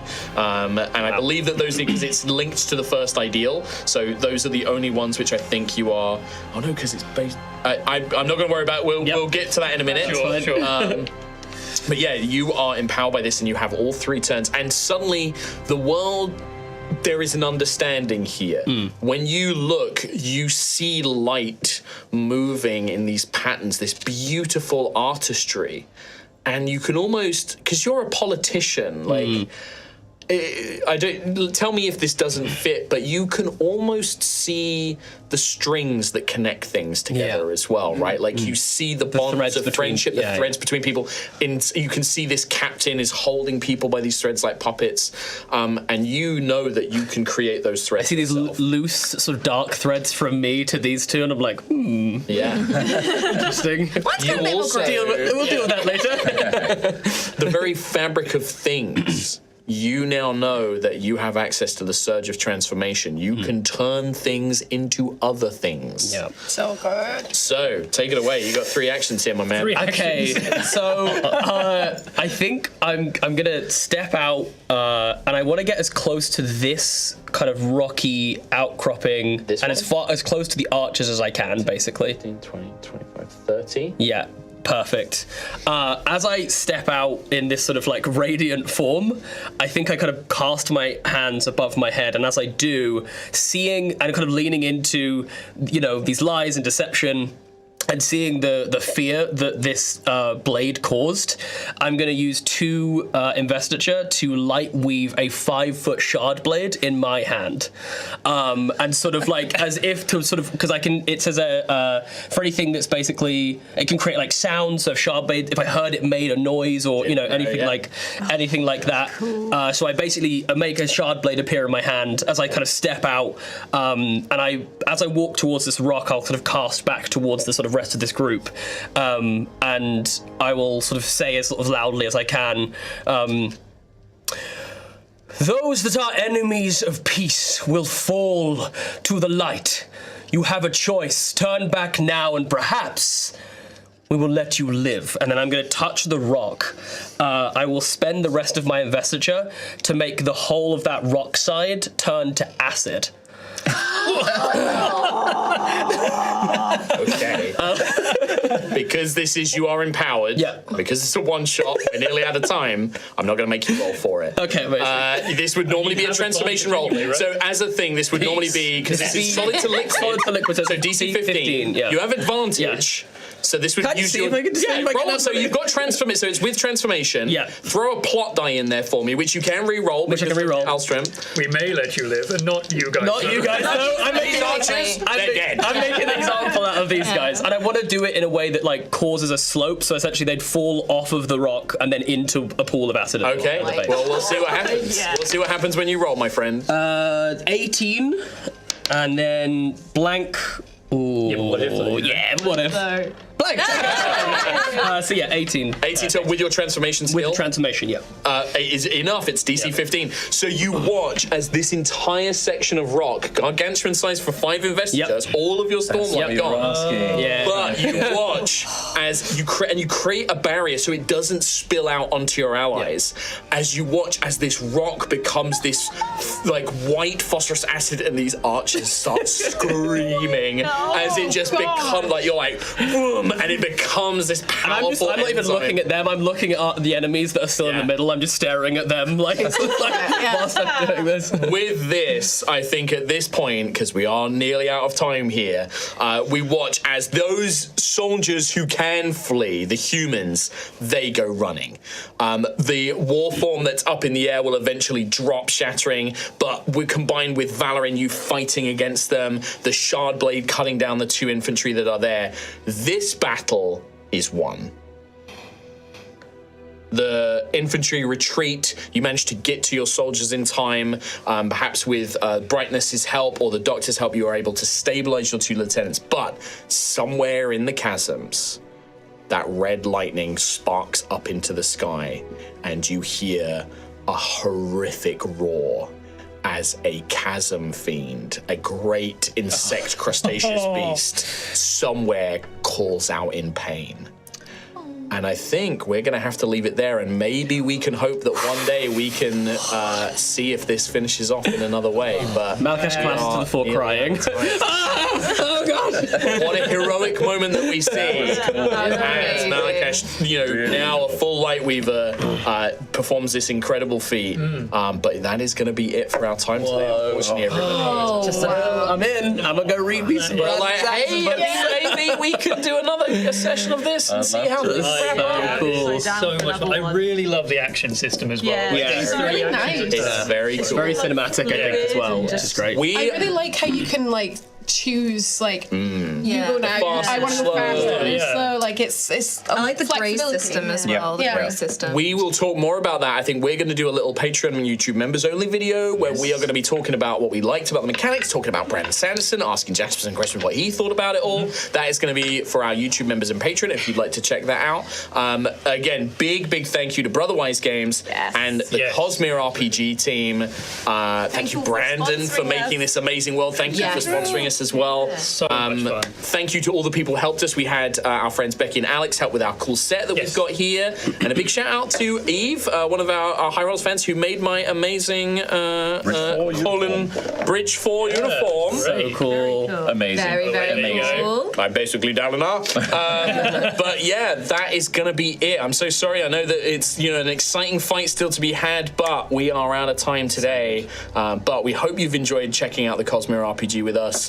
We're excited about it. Go and check out the Kickstarter. It's available right now. Do it. Link in description, link in the video chat and all that kind of good stuff. But until then, just remember, it's not the first step. It's always the next one. Take care, everybody. Goodbye. Bye. Bye.